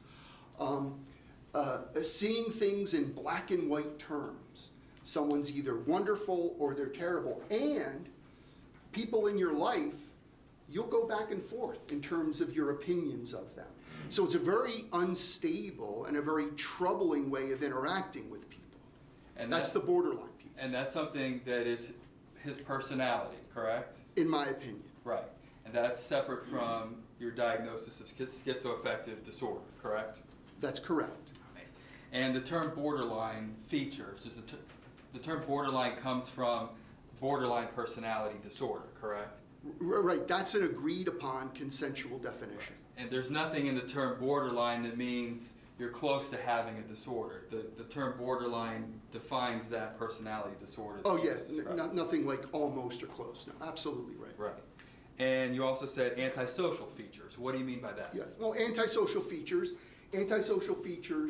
are behaviors typically characterized by things like not meeting your responsibilities, taking advantage of other people, not following rules, breaking the law. And based on your opinion, the defendant meets those features, correct? He has some of those features. Right. Yeah. Oh, and that's features. Yes. You didn't ask about borderline. I'm sorry. You didn't ask about antisocial personality disorder. No, we're Right. talking about the antisocial features. Features. Yeah. But there's enough of these features that he actually meets a personality disorder, in your opinion. He does. In my opinion, he doesn't meet. I could have said antisocial personality disorder. I didn't. But I acknowledge that there's some behaviors he's displayed, some features, some traits he has that are antisocial in nature that are worth mentioning here. But they rise to the level of a disorder. When you put them all together, yes. Right. Mhm. And as far as antisocial personality disorder, the reason you did not diagnose him with that is, in your opinion, you did not see a conduct problem in his childhood years, correct? Right. If you were given evidence of a conduct disorder in his childhood years, that would change your opinion, correct? Yes.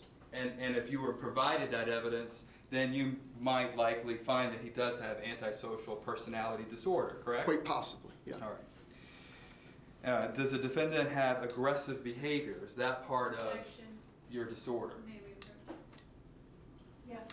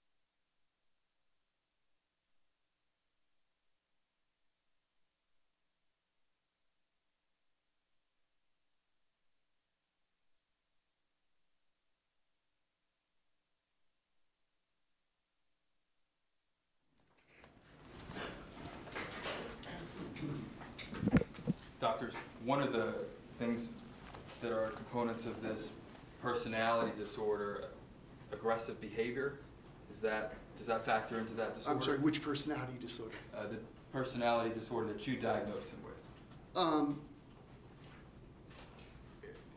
You don't have to be aggressive to get that diagnosis, but if you are aggressive, that's sort of a tick. That sort of is a check on the. It can be a criterion, but you don't have to be aggressive to get that. Did you find in your analysis of the defendant's past that he does have and has demonstrated aggressive behavior? I think, I really keyed on the domestic violence, which he acknowledged as.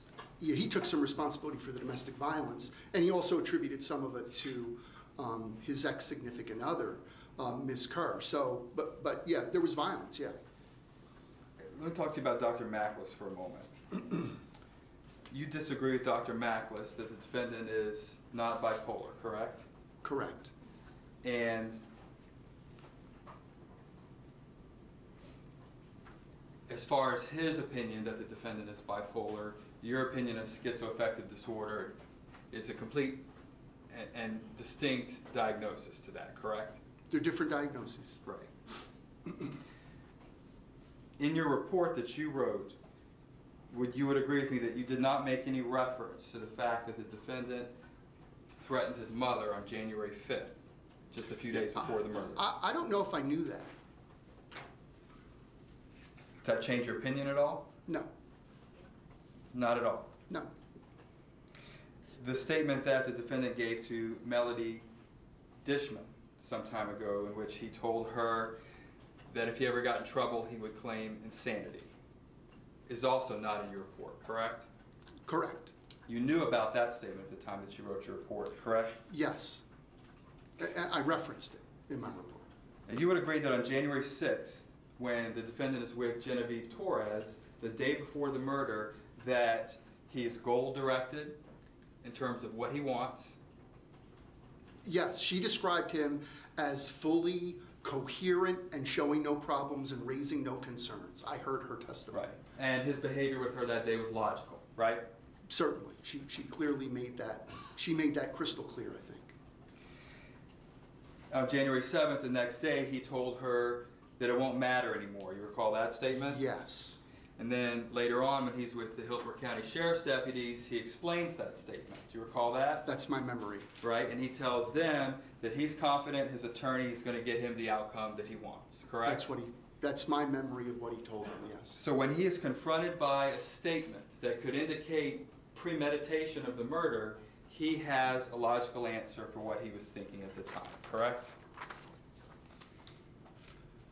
So the assumption is that by saying none of this matters, that's premeditation of the intent to murder. And that it could be, yes.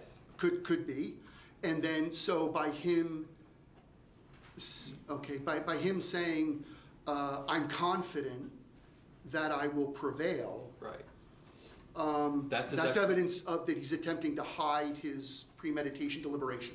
Well, what I'm saying is when he explains that statement, his explanation was logical. That's my point, right? He makes this response, it's not going to matter anymore because I have a good lawyer who's going to help me with my case. Yeah, that's potentially logical, sure, yeah. You testified I'm just saying, you could interpret it's not going to matter anymore as I'm doomed for failure, in which case saying, hey, I'm super confident, cops, this is all going to work out because I have a killer lawyer. It could just as well be that. But I don't dispute that your possible interpretation, sure. Now, when he drove south, you testified that he was driving south because he had this delusion of an ice age coming, right? So he said. But when he went over the Skyway, he took 75 up north, correct? Yes. So that would be a contradiction in terms of the delusion, right? He's not going south. He's not going south. And he told you both he and Phoebe were possessed by demons, right? Yes. And he said both he and Phoebe had to die in order to save the world, right? Yes. But yet he didn't jump, correct? That's right. So the delusion was so strong, he had to kill his child, right? I didn't say he had to kill his child. Well, isn't that the delusion? Well, that he had to kill his child. I never said that Mr. Jonchuck had to kill his child. I'm not suggesting you did, Yeah. but I'm saying the delusion that he reported to you was so strong, he had to kill his child. That was a delusion. He had to kill his child to prevent the world from coming to an end. And he had to die too. And he had to die too. Right. So the argument is he followed that delusion because it was so overwhelming and overpowering that it made him do something he wouldn't otherwise do. Is that accurate? I don't know if I'm saying his volition was impaired, right? That he was overcome, that he couldn't, I don't think I've ever testified that he couldn't control himself. What I'm saying is that he told me that it was his belief that he had to kill his daughter in order to save the world, and indeed he did so. Right. Killed his daughter. And it's your testimony that the delusion is what drove him to do it, right? What caused him to do it. Right. And we're assuming he wouldn't normally kill his child. Correct. So that delusion had to be so strong that it forced him to do something or compelled him to do something he wouldn't normally do. That's what you're saying. Led him to do something, right. But yet the other part of that delusion is that he had to die too. Right. And he didn't. That's right. In your opinion, he knew what he had done, correct? He intended to kill Phoebe. He knew the consequences of his actions. He didn't know the that he- wrongfulness, in your opinion, but he knew the consequences. He knew that I think he reasonably believed that if he put her off the side of the bridge, she would die. Right. And that's your opinion as to his thought process at the time that this happened, Yeah, right? yeah. I hope I never suggested that I believe that Mr. Jonchuck thought I can put her over the side of the bridge and everything will be lovely, or, she won't die. I didn't mean to give that impression. Because that's not what he reported to you. That's right. Right. And you agree that there was some evidence that he did appreciate the wrongfulness of his actions, right? Some evidence, potential evidence, yeah. The fact that he fled from law enforcement. He either fled from law enforcement or he continued on his journey. Right, one of the two.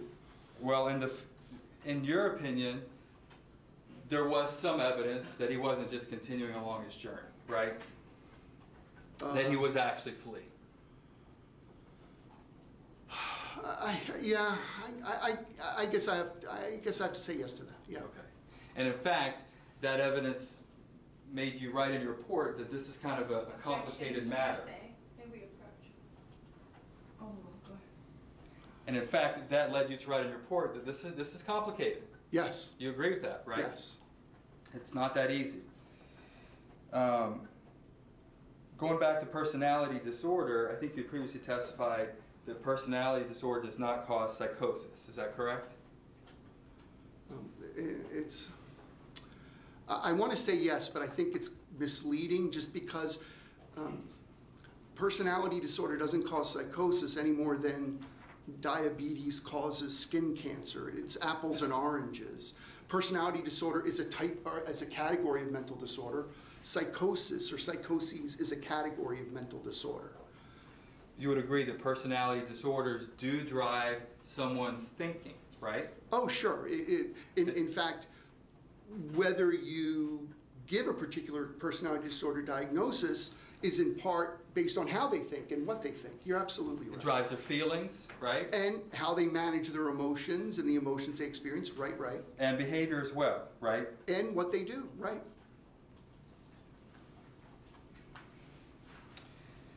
Previously, I think it was yesterday, you were discussing different types of impairment and you'd reference people who are homeless. Do you recall that? People who are homeless with mental illness, Right. not everyone who's homeless. Right. As far as this defendant is concerned, prior to the killing of Phoebe, there was no other incident where the defendant was observed to be grossly psychotic, like he was in jail after the murder, correct?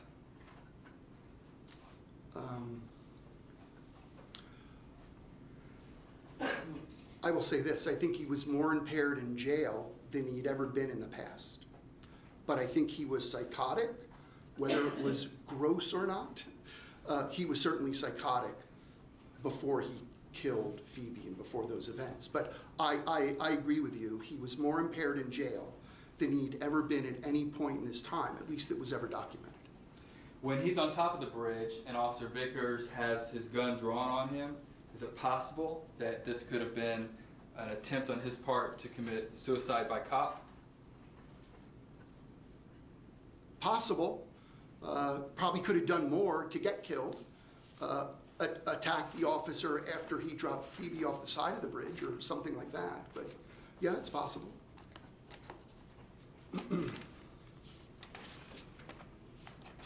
I guess leaving the officer who you want to kill you probably is a little inconsistent with hoping the officer will kill you.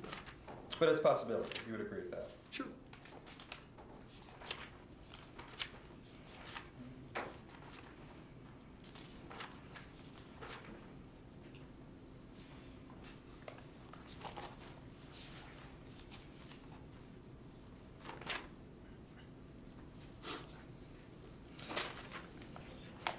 You previously testified that the meeting with Attorney Torres on January 7th was unscheduled? He told me scheduled. I subsequently learned it was unscheduled. If you learned that he called before he arrived, does that make it scheduled? I guess it was scheduled in his opinion, but Ms. Torres' description was that it was unscheduled until Mr. Jonchuck announced his intent to meet. By way of the message, she had no intent to meet. That's all I meant. You read that email, and you brought out the fact that there was some punctuation missing. I read a few emails, yes. But you would agree, just because there's punctuation missing in an email doesn't necessarily indicate someone is psychotic just by reading the email. It could be a sloppy writer or doesn't know grammar, yeah. Right, and you would agree that this defendant didn't graduate from high school, he dropped out, and then later got his GED? Yeah, that's true, but I mean, to be fair about this, he showed perfect grammar in his August email, right? I mean, that was perfect. He demonstrated a knowledge of punctuation, good grammar, finishing one thought, moving on to the other. And I think it stands in stark comparison and contrast to the latter email that was sent, that we're referencing. But you're not suggesting that just because he missed some punctuation marks that automatically means he's psychotic? No, it's not just the punctuation marks. It was the kind of moving from topic to topic and making assumptions that Ms. Torres might be knowledgeable about things that she likely wasn't knowledgeable about. That too. Well, he was referencing his paternity case, though, correct? Oh, he was talking about the case that she knew about for sure. Right. Can I have a moment, Your Honor? That's all I have. Where do I?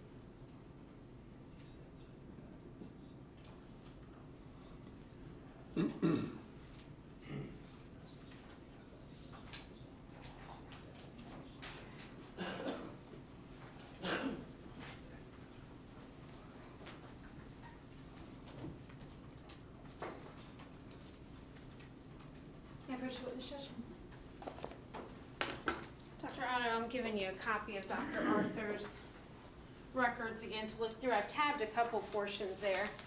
I think the state asked you about if there was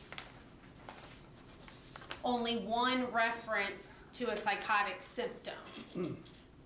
I think was their question. Is paranoid thinking, can that be a psychotic symptom? Paranoia can be psychotic. It can reflect psychosis.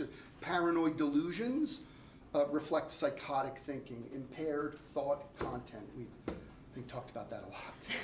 Does Dr. Arthur make multiple notes about Mr. Jonchuck being paranoid or paranoid thinking? Okay, well. Take your time. Looking at the pages you flagged, that's probably a good place to start. Probably. On one session, he describes Mr. Jonchuck as getting somewhat paranoid.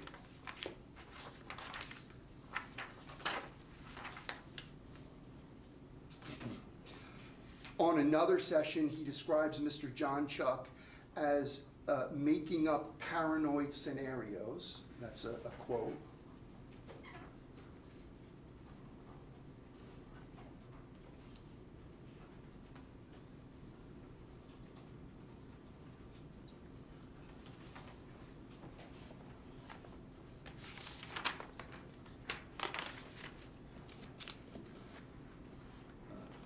There were the somatic hallucinations that the prosecutor and I agreed on. What is a somatic hallucination? So somatic is bodily. So it's a very unusual kind of hallucination. So you might think that bugs are crawling on your body. This particular hallucination, as described by Dr. Arthur, was that his skin was bubbling. And when was that? I'm sorry. That's what he reported. His report to Dr. Arthur led Dr. Arthur to write somatic hallucinations, skin bubbling, and then there's a word I just can't read. And when was that note?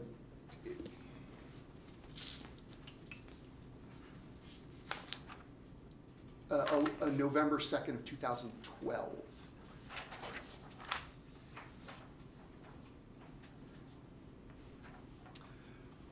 There's another note where Dr. Arthur describes the defendant as paranoid, feeling very paranoid and making up scenarios.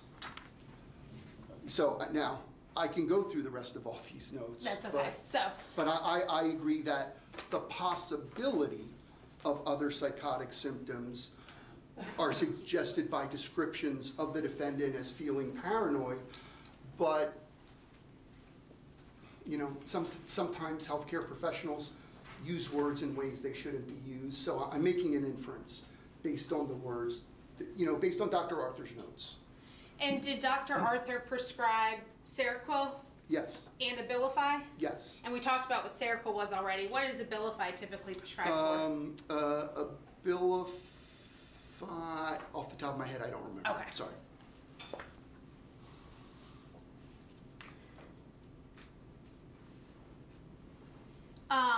The state had mentioned that you are paid for your time, $200 an hour. Is that correct? That's right. Okay. Now, if you were sitting in the audience and watching other people testify all day, would you be getting paid for that time? I get, if I was hired to do that, well, if I was hired to do it, I would get paid, yes. Okay. So if an expert hired by the state were sitting through trial. Objection to approach. Yes.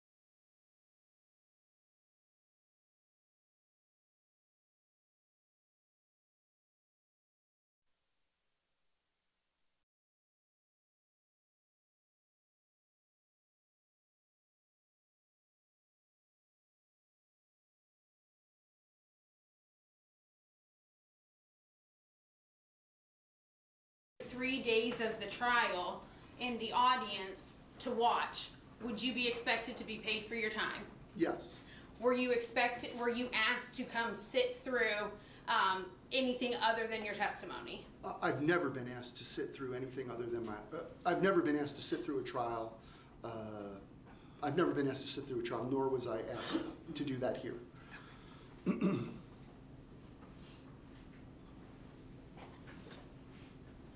I will acknowledge that at one point you did ask me to review the video recording of a particular witness who testified. Was and that- that was Ms. Torres after she testified. So I did do that, but that was in my office or at home, I believe. Gotcha. It was up online. All right.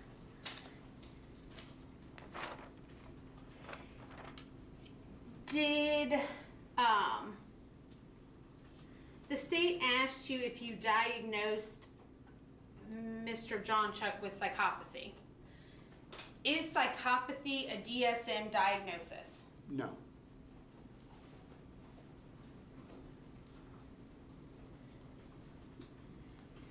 Mr. Jonchuck was receiving, you indicated was receiving benefits, Social Security benefits, in part for Phoebe, right? On behalf of her and himself, right? And- My understanding. And that's what I was going to ask. He was receiving them for his own conditions as well, correct? Right, he reported for psychiatric impairment in combination with problems related to an injured back. Dr. Arthur's notes, I think, essentially corroborated his report of disability benefits, at least in part, for the psychiatric impairment.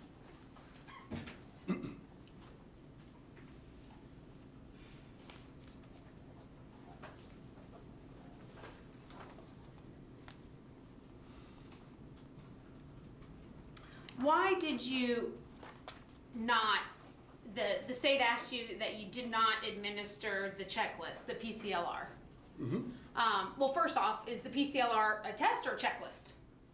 It's an assessment tool. I don't describe it as a test. That's not to diminish it, but I describe it as an assessment tool. It stands for checklist, right? Psychopathy checklist revised? That's what it stands for, PCLR. Gotcha. And why did you not administer that? I don't think it's really relevant in cases when you're assessing someone's mental state at the time of the offense.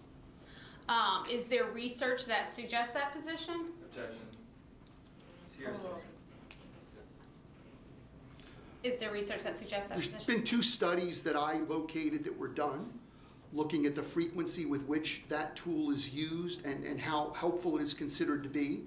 I found 2 pieces of research that indicate that it's rarely used and not considered to be providing particularly relevant information. Regarding somebody's mental state at the time of offense? Yeah, in Right. the sanity context, right. Okay. Other applications, yeah. So did you administer tests that you thought were actually relevant to your determination? Right, they're the ones I administered.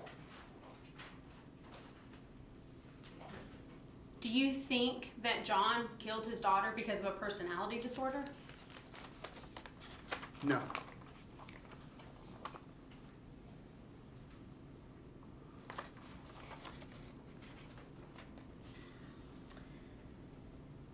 The state asked you specifically if your diagnosis differed from Dr. Macklis's diagnosis of bipolar disorder.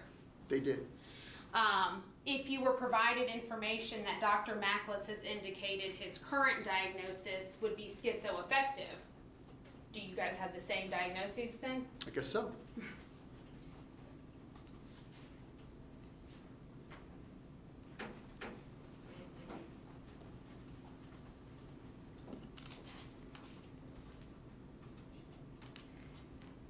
The state asked you regarding the PAI, the personality testing that you did, if it was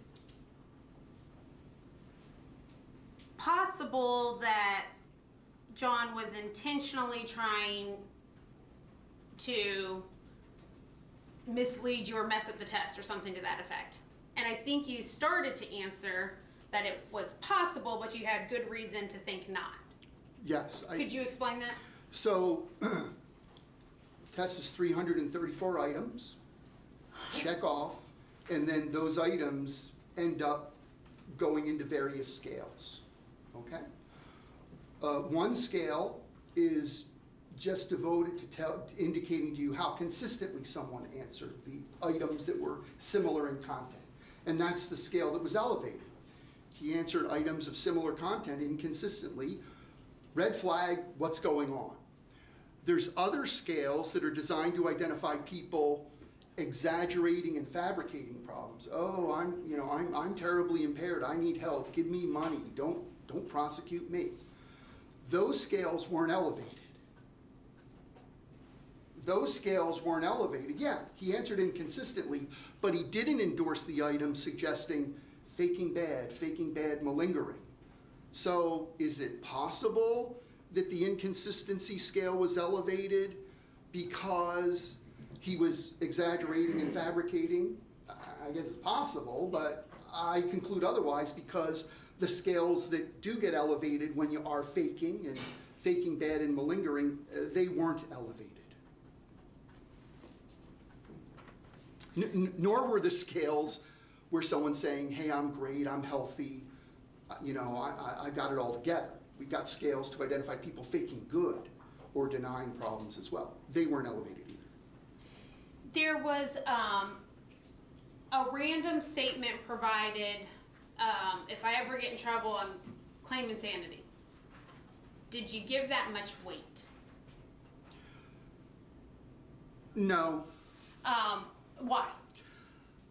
Just because I think people say all kinds of things. Just because I think people say all kinds of things. Mr. Jonchuck denied it. He said he didn't say it. Someone said he said it. At the time I initially considered it, I didn't know how old he was when he said it. Okay. So I would say I discount that statement, and I'll tell you why. Because people say all kinds of things, and people say all kinds of things when they're 12 that might not reflect how they think and what they do when they're in their 20s. The state also asked you about whether the statement, none of this is going to matter tomorrow, could be or possibly be evidence of premeditation. Did you observe evidence that was inconsistent with premeditation, with the premeditated killing of Phoebe? Well, what I would say is I thought that if he left his house with the idea of killing Phoebe, he did it in a very clumsy way, insofar as he engaged in a string of behaviors that really drew attention to himself. And if you were thinking clearly and you're not impaired by symptoms of severe and persistent mental illness, in my opinion, that's not how you go about doing it. That's my my logic there and my thinking about it. Well, would it make sense that he was... Let me say this. I'm sorry. No? I also think it doesn't make a lot of sense. Non-responsive. I also think it doesn't make a lot of sense if you're intending on killing your daughter later in the day to act in such a way that you draw the attention of organized law enforcement, to get your attorney to breach attorney-client privilege and call the cops on you when you know the police are fully capable of hauling you in for involuntary examination, what most people refer to as a Baker Act, right? I don't think it works to your advantage if your goal is to kill if the goal is to kill your daughter, to draw all kinds of attention by behaving in ways that get people that arguably might get people concerned, putting salt under the doors and claiming Bibles are knocking and your daughter's chanting and she's possessed and you're the Pope and all of that. As I interpret that, I think that's inconsistent with someone who is planning to kill his daughter and move on.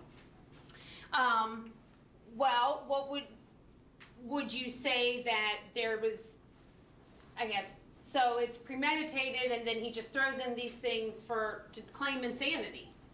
Does that make sense? Okay, well. And again, it's leading, Your Honor. So, all right, I'm gonna kill my daughter and I'm gonna lay this trail of breadcrumbs to get the insanity defense. That may have started then in 2011 and 2013 when he was treated for significant impairments by Dr. Arthur. So that, I don't think, in fact, 2011, I don't believe Phoebe was alive at that point in time. But the history of psychiatric symptoms long predates these events. May I have a moment, Judge?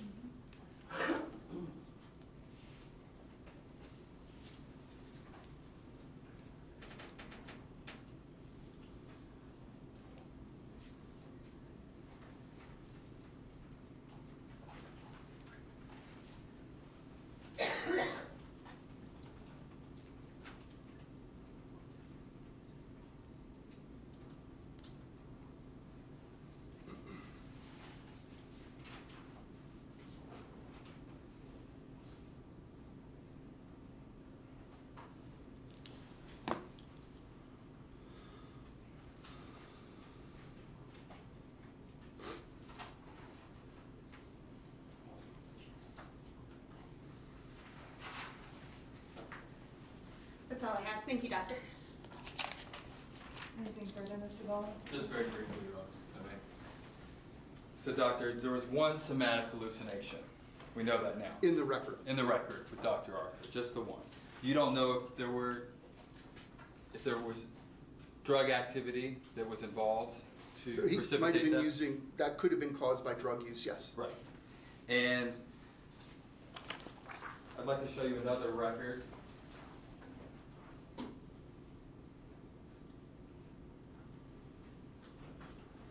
Coach, what? You would agree in this record by Dr. Arthur, specifically letter F, he's asked to report whether or not there are any hallucinations, delusions. He says none reported.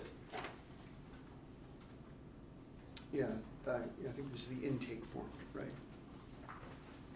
So that's, I mean, it would appear to be inconsistent with later reporting the somatic hallucinations that are in the record, but I think that's just because that form was filled out before the record that we were just referencing. But I agree they're inconsistent, but that's because that was completed before this, I believe. The somatic hallucination note. That's your opinion that this is an intake form? I think I mean, It mentions I have a factual basis for that. It mentions an adjudicator at the top. It's not an intake form. It's You're not right. an intake form. No, it was a claim, some kind of claim. Right, Yeah. for benefits like disability benefits, correct? Right. Right. And Dr. Arthur noted none reported on this section for hallucinations and perceptual disturbances, correct? Yeah, just now I'm confused because Do you need me to approach this again? maybe because what I have here Approach doesn't again. have what I have here doesn't have all pieces of the form. Maybe your copy does. That's page 2. No, page 3. Yeah. So it's the second. It's apparently one of 3 pages. Right. Yeah, that apparently was completed at some point in time. It's undated, referencing no hallucinations. Right. You would agree that when he's asked to write whether or not there was any history of delusions, unrealistic thinking, he writes negative. Right. I agree with that. But there's self-confidence and self-esteem issues is what he writes, correct? Yes. Right. And you would agree that Dr. Arthur's primary treatment of this defendant was related to his mood, correct? I think that's accurate. His mood. Yeah. Right. And you would agree that Seroquel, which is a drug Ms. Manuel just asked you that Dr. Arthur prescribed, is a drug that's also used to treat mood disorders. Mood and other kinds of impairments. Right. I agree. And nowhere in the records from Dr. Arthur does Dr. Arthur ever use the word psychotic or psychosis, correct? I don't remember ever seeing those words. All right. And you would agree that psychopathy, while it may not be a DSM diagnosis, is a real clinical term, correct? It's a real clinical phenomenon. It's a real thing. Right. Yeah. You don't doubt that that is a real thing. Oh, absolutely. Right. And in fact, I agree. You agree, right?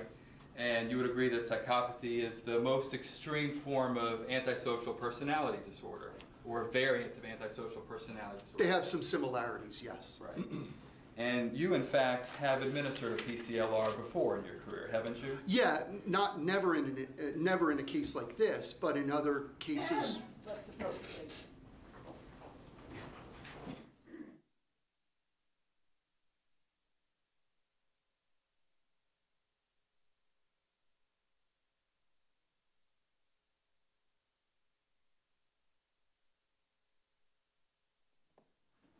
So you answered yes, you've done it, correct? Yes, I've administered in other contexts. May I have a moment, Your Honor? That's all I have. Anything further? No, no. Does anyone have any questions for Dr. Otto? Okay, Ms. Ruska?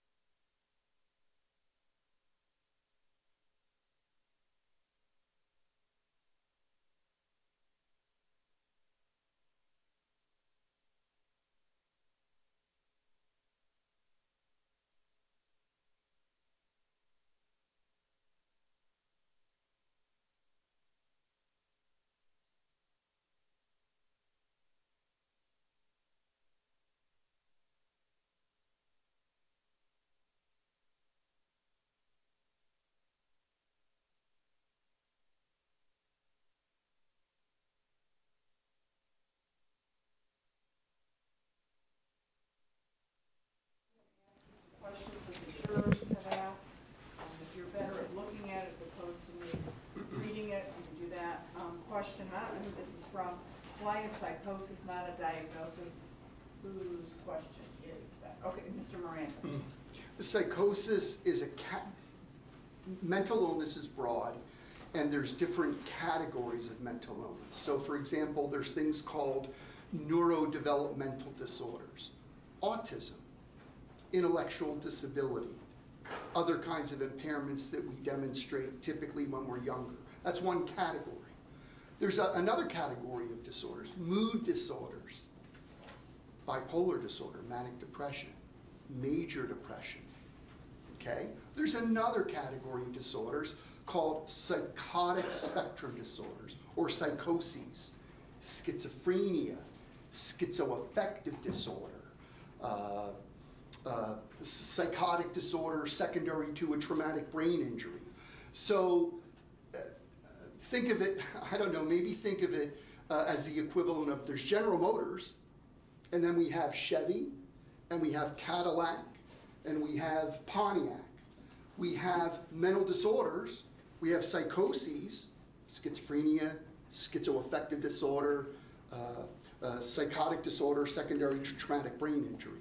So I'm not saying that if you're psychotic, you're not mentally ill. I'm just saying that that's not a specific mental illness. That's the distinction. Did that answer your question, Mr. Miranda? Yes. Okay. The next one is from Ms. Resto. When did John stop using drugs in 2014? He reported anywhere between 2 and 4 weeks before. He inconsistently reported between 2 or 4 weeks before the end of the year. Does that answer your question, Ms. Resto? Okay, this is another one from Ms. Resto. Could it be possible that the email with no punctuation could have been voice to text rather than him typing his email on a computer? You want to see it? Yeah, that's.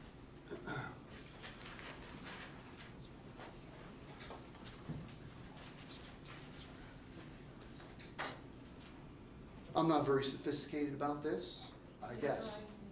Oh, I use it, but I'm not very sophisticated. Yeah, possibly, yeah, good point. The next question from Ms. Resto, could hallucinations, delusions, psychosis have been caused by the use of spice, crystal meth, or ecstasy in 2014? In 2014, yes. Those drugs can cause those significant impairments, those significant symptoms, yes. And then from Mr. Hoffman, in all the medical records made available to you from all sources, are there any x-rays, CT scans, MRIs, endocrine labs looking for organic defects, injuries, genetic malformations? Question. Want to see it?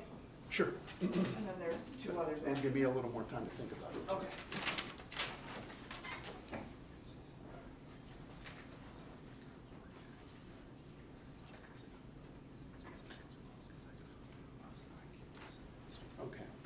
Okay. There were labs done. Anytime you enter almost anytime you enter a hospital, there's going to be labs. Oftentimes when you enter jail, there's labs. I don't remember any labs that were remarkable or relevant to understanding Mr. Jonchuck and his psychological functioning. There were MRIs that I observed, but they were about his back injury, and they were positive for bulging discs and things like that, but I don't think that's what we're asking about here. I don't remember seeing any brain x-rays or CT scans or MRIs or PET scans. I don't remember, none in the forensic hospital record, certainly none in the jail record. I didn't see any of that.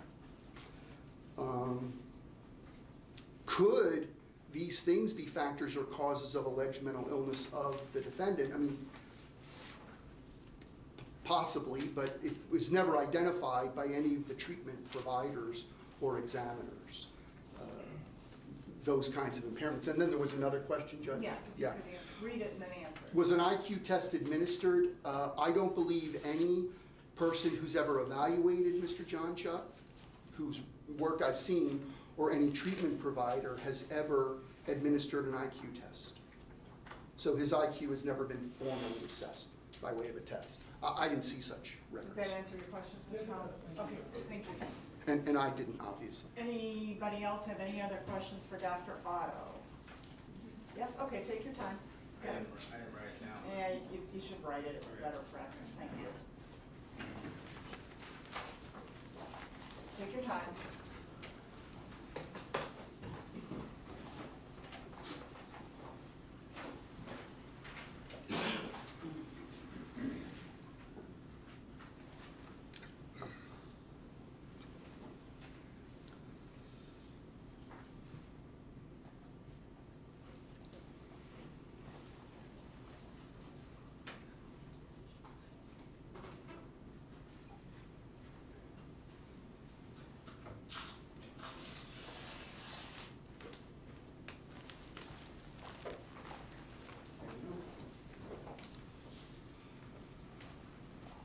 Thank you, Mr. Miranda.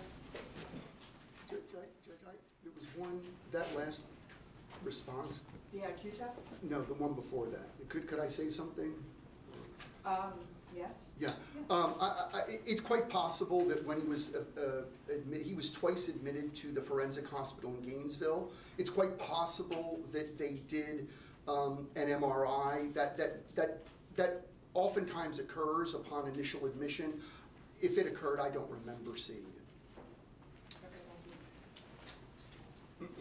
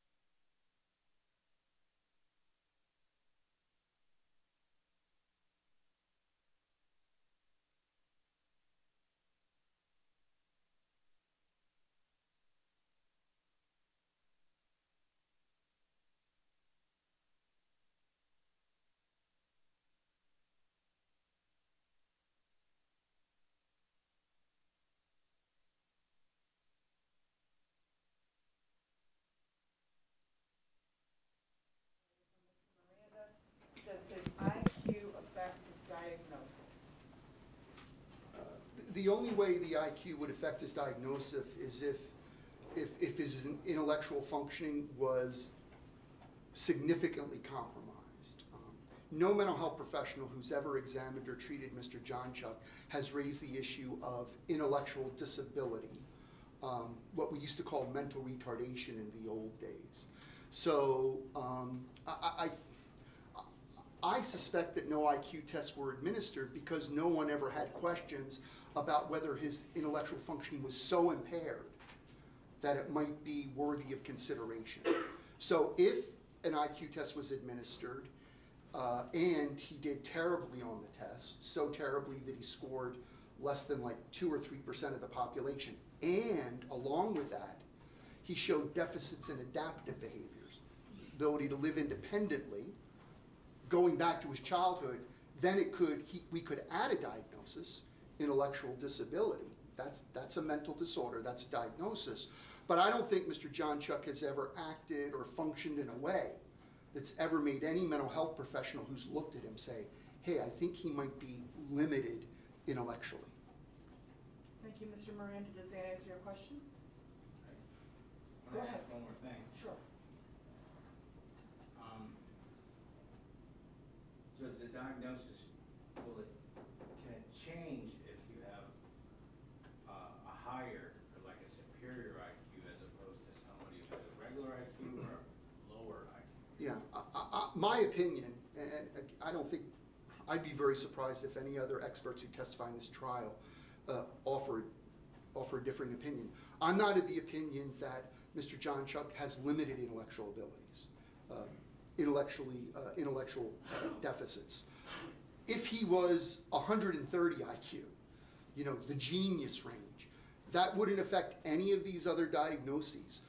People who are brilliant, who are intellectually superior to the rest of us, they can have all these problems. They can abuse drugs, they can abuse alcohol, they can have problems with schizoaffective illness, they can have personality disorders. So high IQ, being brilliant, doesn't insulate you from any of the disorders that I or any other mental health professional has diagnosed Mr. Jonchuck as having.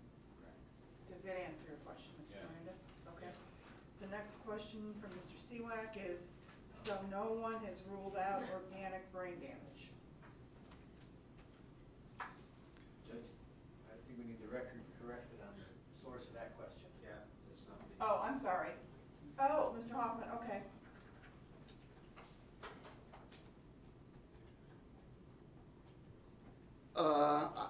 I guess I would say is no one's ruled it out by way of any of the tests that were referenced, to the best of my knowledge.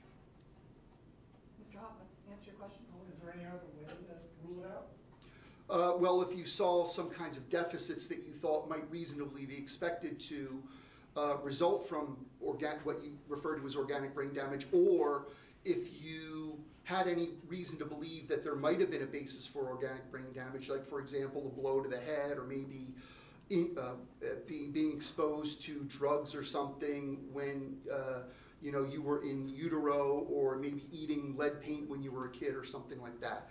That's really the best I can give you. Answer your question.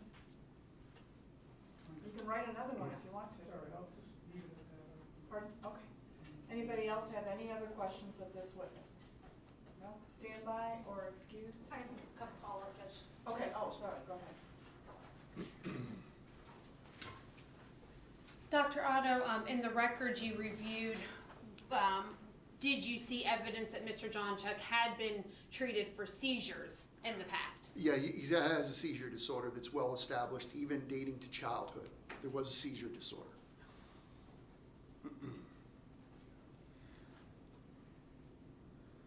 And you had indicated that drugs can cause hallucinations. Illicit drugs can cause hallucinations. Oh, certainly, many. Did you have any reason to believe that that's what caused Mr. Jonchuck's hallucinations in January of 2015? Jack, will you approach? Yes.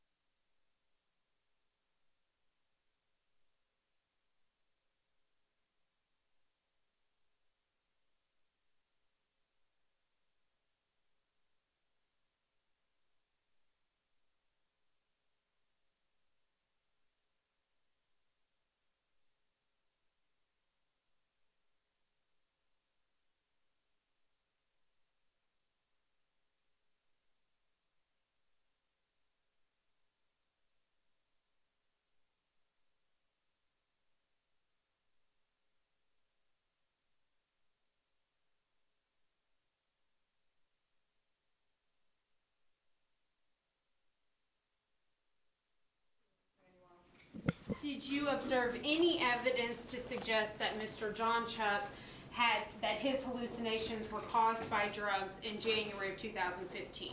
No.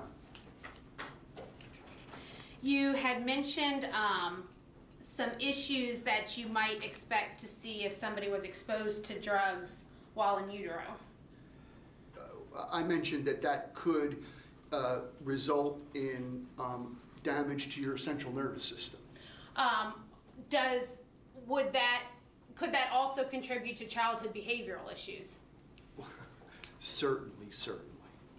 If your mother is drinking a lot of alcohol or using a lot of drugs, you may be born prematurely. You may be born with intellectual limitations. Not a concern with Mr. Jonchuck. You can have problems with attention. You can have all kinds of emotional and behavioral and cognitive challenges if your mother is abusing drugs or alcohol while you're in her stomach. May I have a moment, Judge?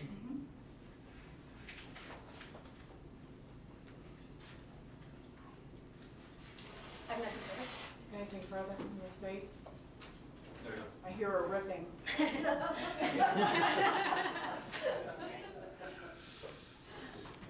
He raised this question for me.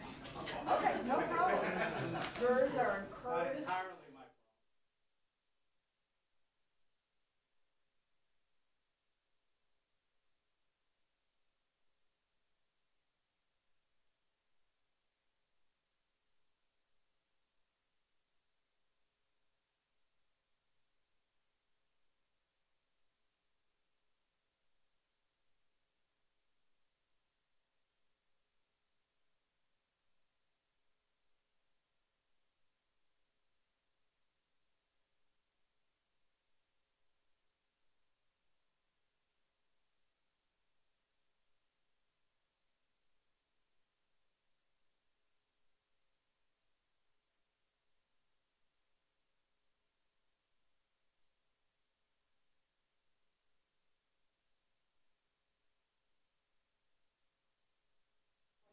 Mr. Miranda, can seizures cause a person with Mr. Jonchuck's mental disorders kill his daughter at the time of the offense?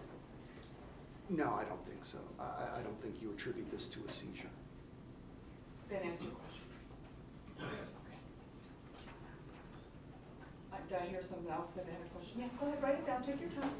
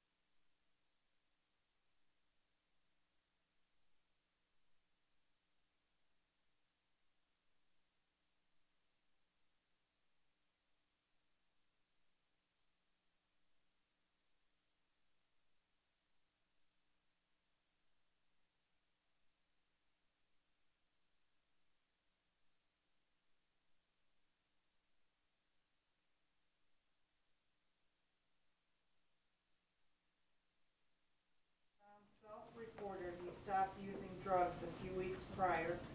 Could potential withdrawal trigger symptoms during time of incident? Question? That's a question. Okay. Yeah, I don't think withdrawal, I wouldn't think about withdrawing from those drugs as causing the symptoms or impairments he reported experiencing. Does that answer your question? Anyone else have a question? No? Okay. I do have one follow-up to that. Yeah, go ahead.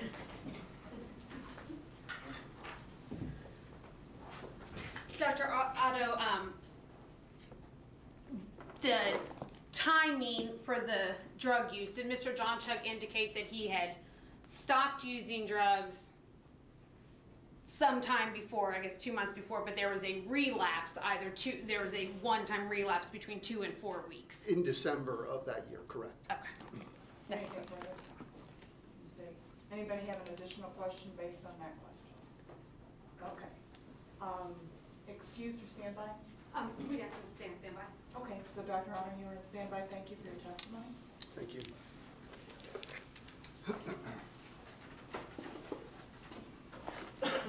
Judge, maybe your picture.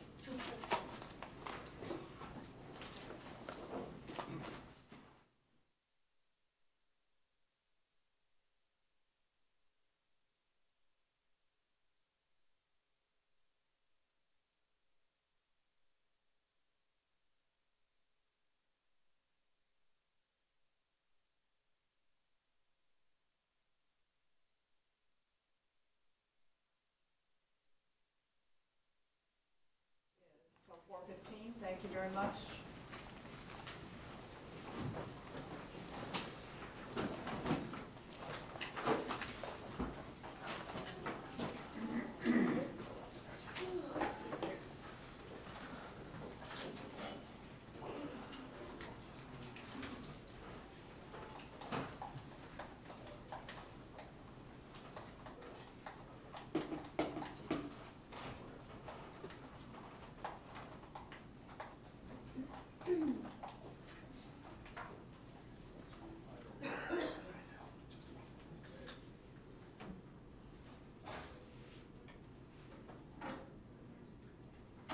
Jury's out of the hearing in court, Your Honor. Okay, thank you. All rise.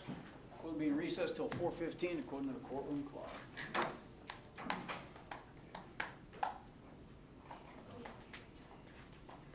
Deputy, they'll take a picture of those exhibits.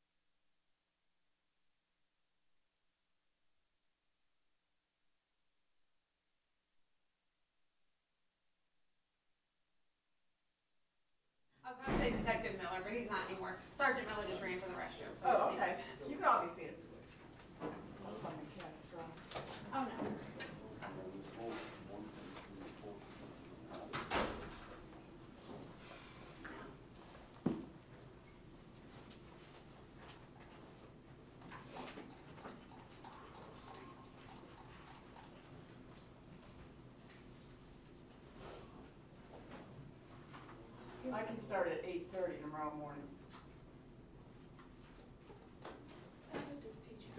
The only problem we might have, our first witness tomorrow is an attorney, and we're not certain if she has court. She does court. We are certain if she has court, she does have court, so Yeah, that could be really, really late then. well, hopefully she would get, Here, court here? Yeah, and it's only gonna be about 5 minutes of testimony, so it's very quick. Well, I understand that, but when will she be ready to testify? She should go first here and then go to court. I don't think that, Good idea. there's not a judge that won't think that's a bad thing. Good, What's so we Judge can Berger? start tomorrow at 8:30. Sit down. All you gotta do is one plea, and it'll take 10 minutes. Just saying. Are we ready? Did you find it, Randy? I did not. we might need Megan back, we're missing a piece of evidence. Yeah, it's threw me up there. We're not missing evidence. She has. I mean, right, it's not missing, I'm sorry. I just don't know where it's at and it's phone records. I don't see Okay.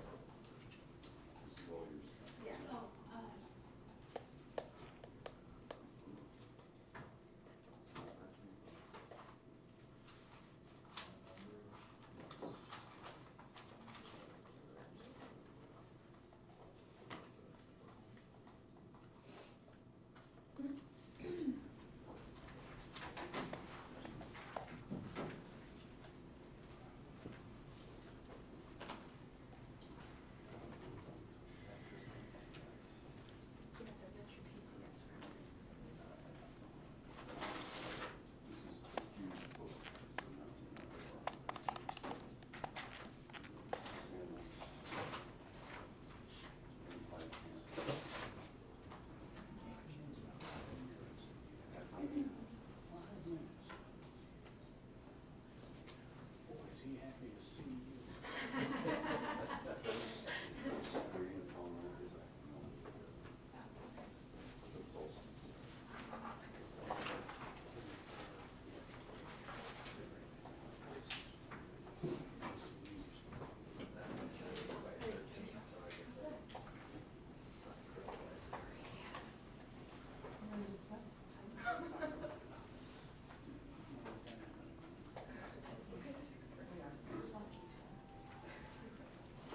Okay, are we ready for the jury? Yeah, oh, there's something up there. Yep. Okay, let's bring them on in, please. Jocelyn, Deputy Rice, line them up, bring them in.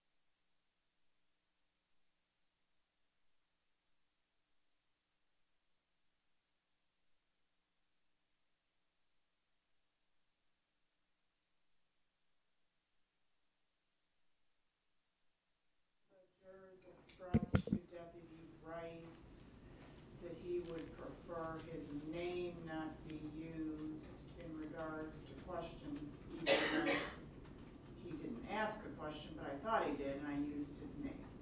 So I can use their seat numbers just as well, so that's not an issue. Does anybody want testimony from Deputy Rice? It would be Mr. Seawack, right? Yes, number 6. 1, 2, 3, 4. Who voiced the concern? We'd asked Deputy Rice to tell us what was said. Okay, can you see if you can find him? Thank you. I got it lined up, put away, or I'll just switch. Just get Deputy Rice. Deputy Rice, if you would, by yourself, step into the courtroom. I need to go ahead and step into the courtroom. Leave them in the hall, I'll speak with you. Yeah, leave them in the hallway, just step in.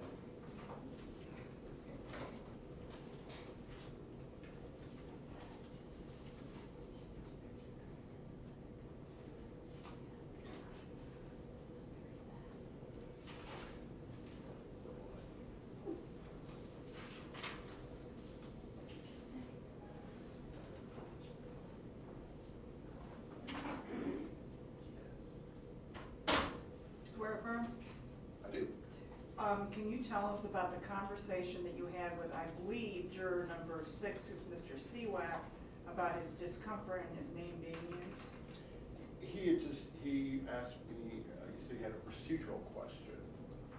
So as long as I'm back for the trial, he says in these types of cases, he says when the judge is reading our questions to the witnesses, our names are being read, is the media capturing our names?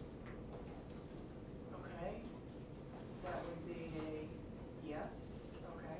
Did he say anything after that? No. Said I would inquire. Okay, so I can answer his question, yes, and then I will start using numbers instead of names. Does anyone have another suggestion? Judge, I think you can just use the name of the bench if you want it for the record purposes, but I don't think you have to ask anybody who asked the question. You can just say, The Supreme Court says you should. You should say, so-and-so, is this your question? And after the answer, has your question been answered? So I can just say number instead of name. I don't think that cures that person's problems. You're still pointing out who Well- as a group, does that? Oh, I see what you're saying. Well, what about if I use the other numbers that jury services gives them? You can't really make any head nor tails of that. Because it's not the sequence of the chairs then. Okay, if they remember that, I think it's fine. I just try. No, I have to, I mean, Megan can do it either way. And then nobody's name is used, and I can just look at the person, because I'm obviously gonna know who they are, and say number blah, blah, blah. Is that your question? Then they wouldn't be identified. That sounds fine. Does anybody want me to do anything else about this issue? Okay. I'll just make that announcement when they come in. Thank you. Good job. Is that right here?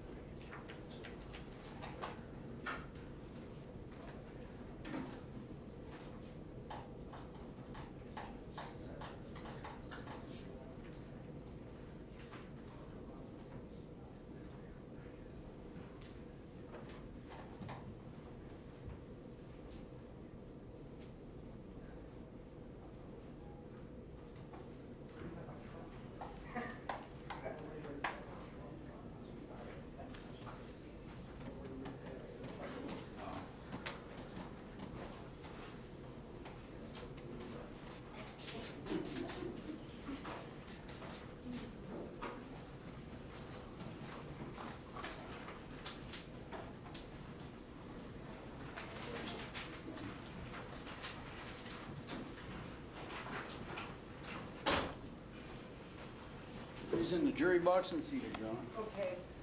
I believe one of you has expressed concern over me using names when I say so-and-so, is this your question?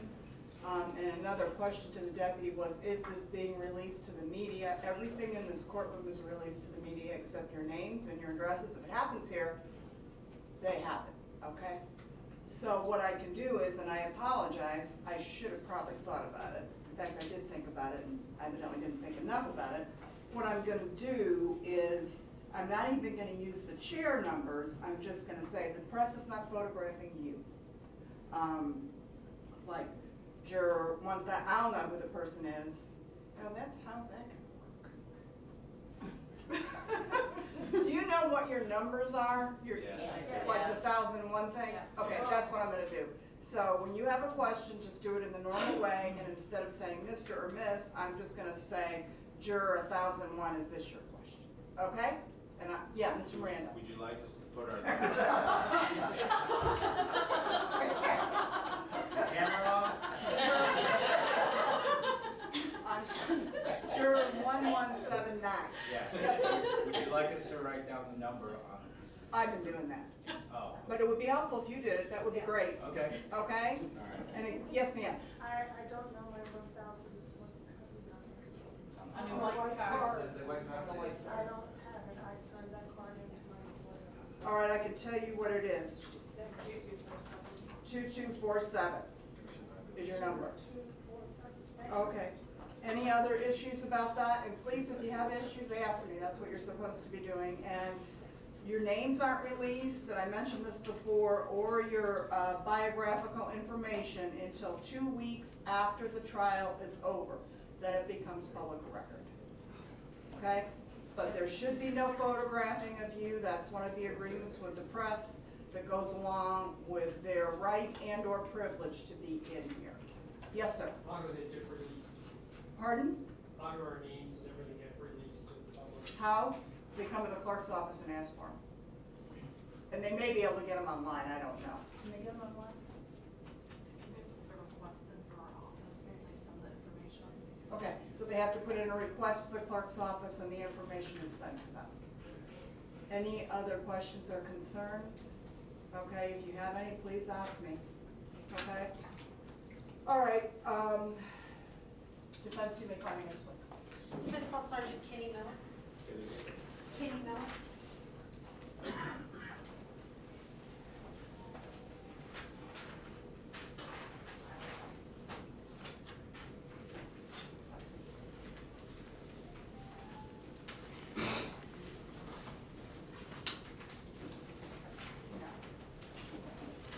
Sir, would stand right here, face this No, way. that's okay. You're as previously under oath, right? Yes, Your Honor. Okay. Good afternoon, Sergeant Miller. Good afternoon, ma'am. Thank you.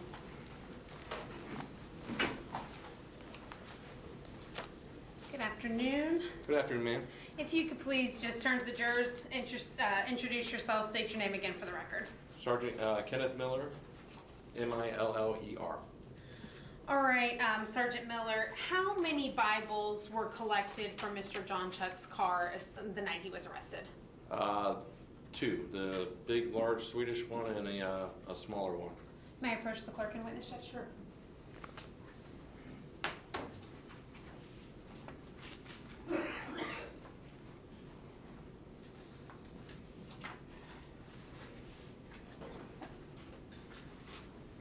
I'm showing you what's been pre-marked for identification as defense number 7. Can you take a look at, bless you.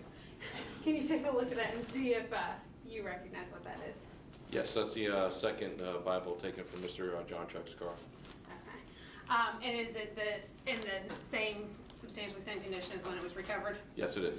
Judge, at this time, we'd ask to introduce what's been pre-marked as Defense Exhibit 7 into evidence as Defense Exhibit 7. Objection. Received.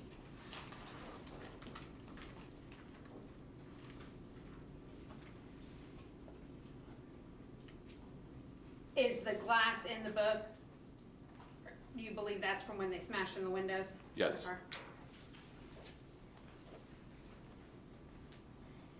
And what is, I'm sorry, I shouldn't take it from you. What kind of Bible is this one that was recovered?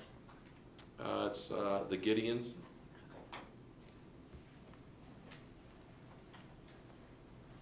Best you recall, was there a Catholic Bible in English recovered from Mr. Jonchuck's car? No, I don't think so.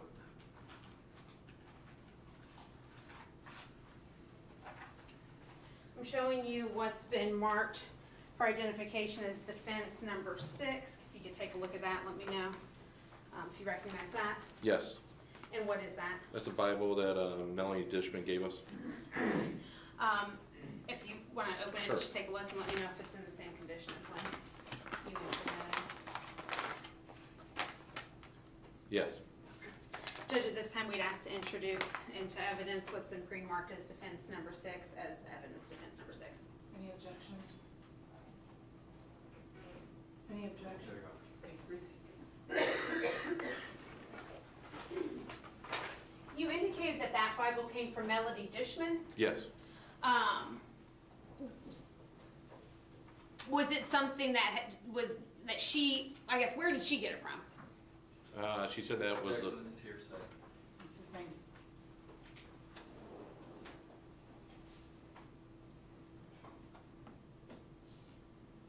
What was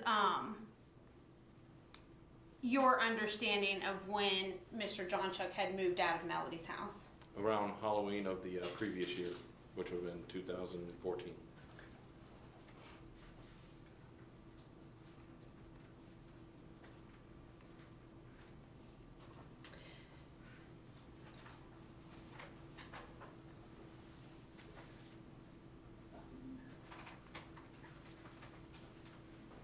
Sergeant Miller, I'm showing you what's been pre-marked as Defense Exhibit 12 for identification. Do you recognize that? Yes, this is Mr. Jonchuck John's cell phone. And is it in the same or substantially same condition as when you saw it last? Yes. Judge, at this time, we'd ask to move into evidence what's been pre-marked as Defense Exhibit 12 as evidence defense Objection. received.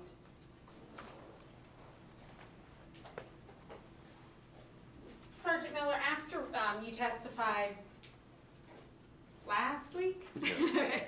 After you testified last week, I had asked you some questions about when that phone was put into evidence. Is that correct? Yes, you did. Did you go back and try to obtain that information for the jury?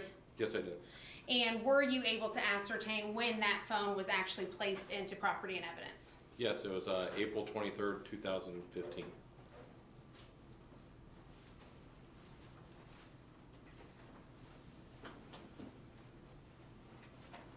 I'm showing you what's been pre-marked as defense number 2 for identification. You take a look.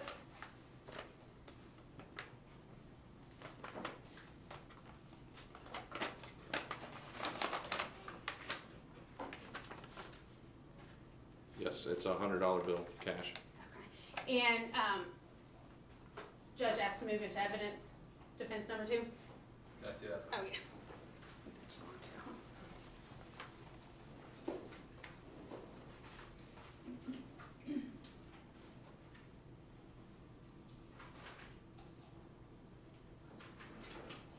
No objection, Your Honor. Received.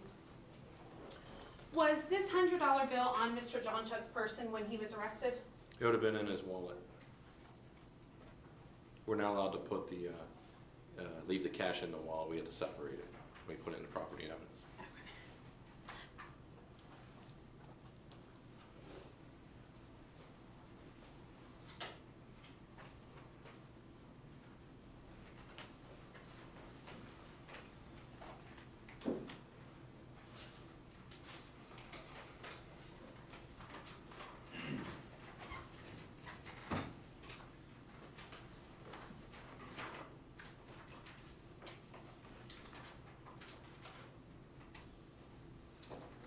Sergeant Miller, I'm showing you what's been marked as defense number 11 for identification. If you take a look at that, let me know if you recognize it.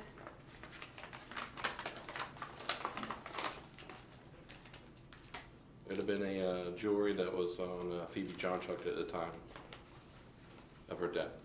It's a necklace and a cross. Judge, at this time I ask to enter into evidence defense number, Sorry. that's okay, number 11.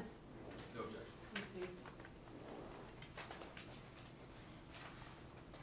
Phoebe, was Phoebe wearing that necklace when her body was recovered? Yes.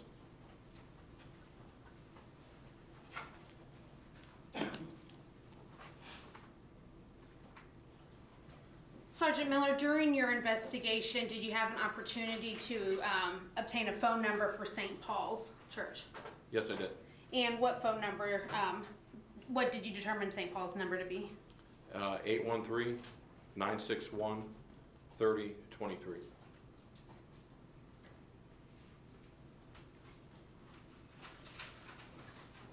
Sergeant Miller, how many times do you think you spoke to Michelle Jonchuck, biological mother? Around about 5. I mean, I spoke to her many times by phone. At any time, did she indicate to you that she and Mr. Jonchuck had a fight where he indicated, I'm going to mess your life up or F your life up or something to that effect? No, she did not.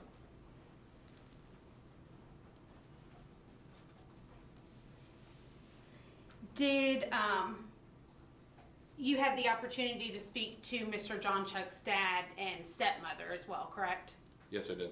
Did either of them ever mention anything about having an argument or fight with John that night?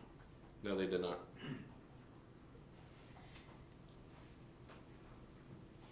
Did they indicate that they were in bed when he left? Yes. I object to hearsay.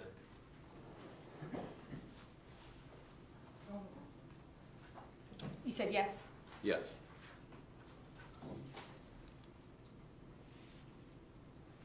At any time during your observations of Mr. Jonchuck, did you have any reason to believe that he was under the influence of drugs or alcohol on the early morning of January 8th, 2015?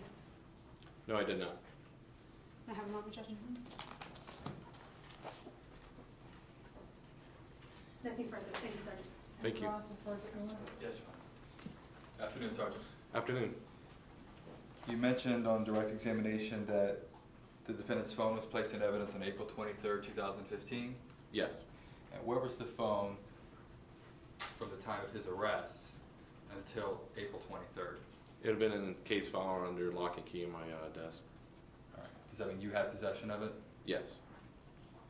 Would it have been secure during that time? Yes.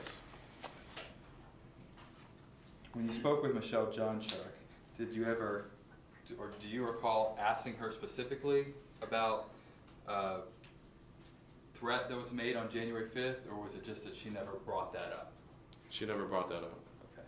She didn't tell you about it, right? Correct. If she had told you about it, you would have inquired further, right? Oh, yes. But you would agree that when you talked to her, her demeanor was very emotional and upset, right? Yes. Can you describe that for the jury? You know, she was off and on, hysterical a little bit, try to calm her down. I mean, obviously, you know, emotional because of the notification just happened. Right. There were times when she was hysterical when she was talking to you, correct? Yes. Okay.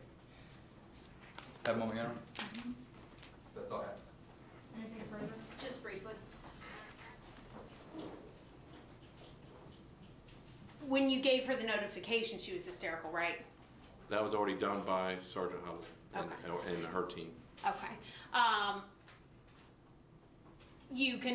Did you continue to have additional conversations with her? Yes. Nothing further. Anything further? No, no. Okay, is Sergeant Miller released or does he still need to be on standby? Oh, okay. Gotta get the new procedure down here. Okay, raise your hand if you, oh, okay.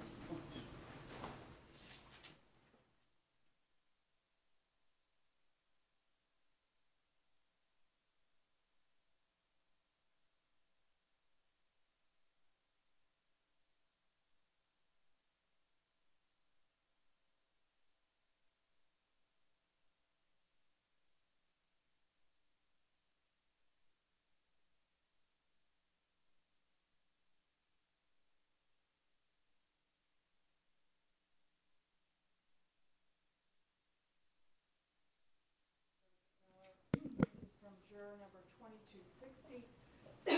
Did you administer a drug test upon arrival at the jail? No, I did not. Does that answer your question, 2260? Yes? Yes. Thank you. Anybody else have a question? All right. Can Sergeant Miller, should he be on standby or release? I guess standby. Okay. Thank you, Sergeant Miller. Thank you, Your Honor.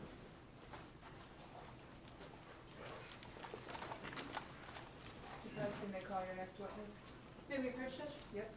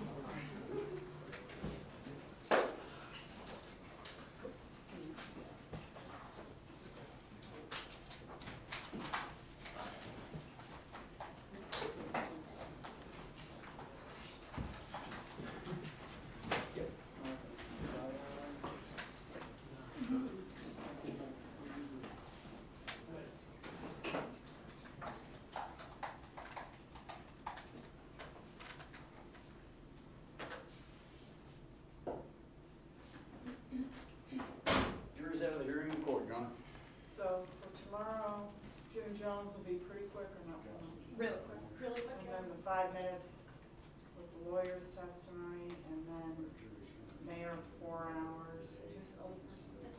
The tape. Yeah, well, the lawyer is the one who will, I got it, okay. be the person through whom we introduce. I have a question. Yes. I have a question about the introduction of the videotape that I was wondering if we could address tonight, but we don't need to. I can do it in the morning. That's okay. What is it? We have 2 proposed versions of it. One of the versions has where the court appoints Dr. Corbin. The other version has where it's not, because the state is objecting to it. We think the whole thing should be played, minus the redactions that we've already talked about. What's the value in Dr. Corman's appointment? What relevance is that? This is what happened in the proceeding. It's the record of the proceeding as it occurred on the morning of his arrest. So it has no relevance. They don't know what that means. It doesn't mean it comes in just because it's the recording and it's on there. I just don't understand why it's relevant then. Okay. Have you seen the redacted one where there's no Dr. Corman and there's?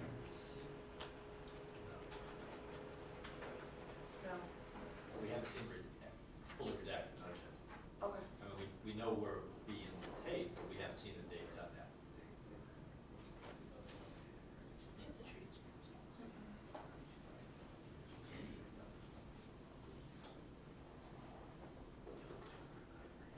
So that's basically 4 hours, so. That might take us till like 2 o'clock in the afternoon. So then we would be ready for vote, I think, right? We have a couple civilians that would probably go first in the afternoon, maybe an hour and a half or so. What I don't want to do though, then we'll be into experts, and I don't want to start experts at 4 o'clock. Okay. Does that make sense? Yes, it makes sense. Maybe start the experts at Friday morning at 9. Well, maybe Friday morning at 10. I have some stuff. I have a question then. Monday of next week, are we on for trial, or are we taking that day off? We're not taking the whole day. I'm gonna see if I can get someone to offer to do the pre-trials, but if not, then we'll be in session either in the afternoon or all day, but I don't know yet. When will we find out for scheduling our witnesses? Tomorrow? Okay, thank you. So we can tell the expert Friday morning? at 10. 10, okay. But that's providing there's no, obviously, run over from tomorrow. Understood. Okay, so is there anything else I need to do today?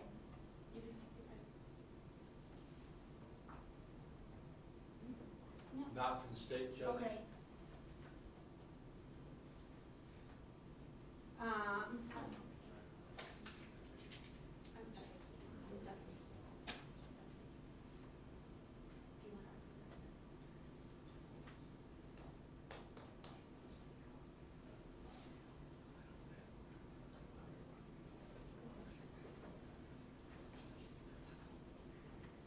Oh, thank you. Yeah.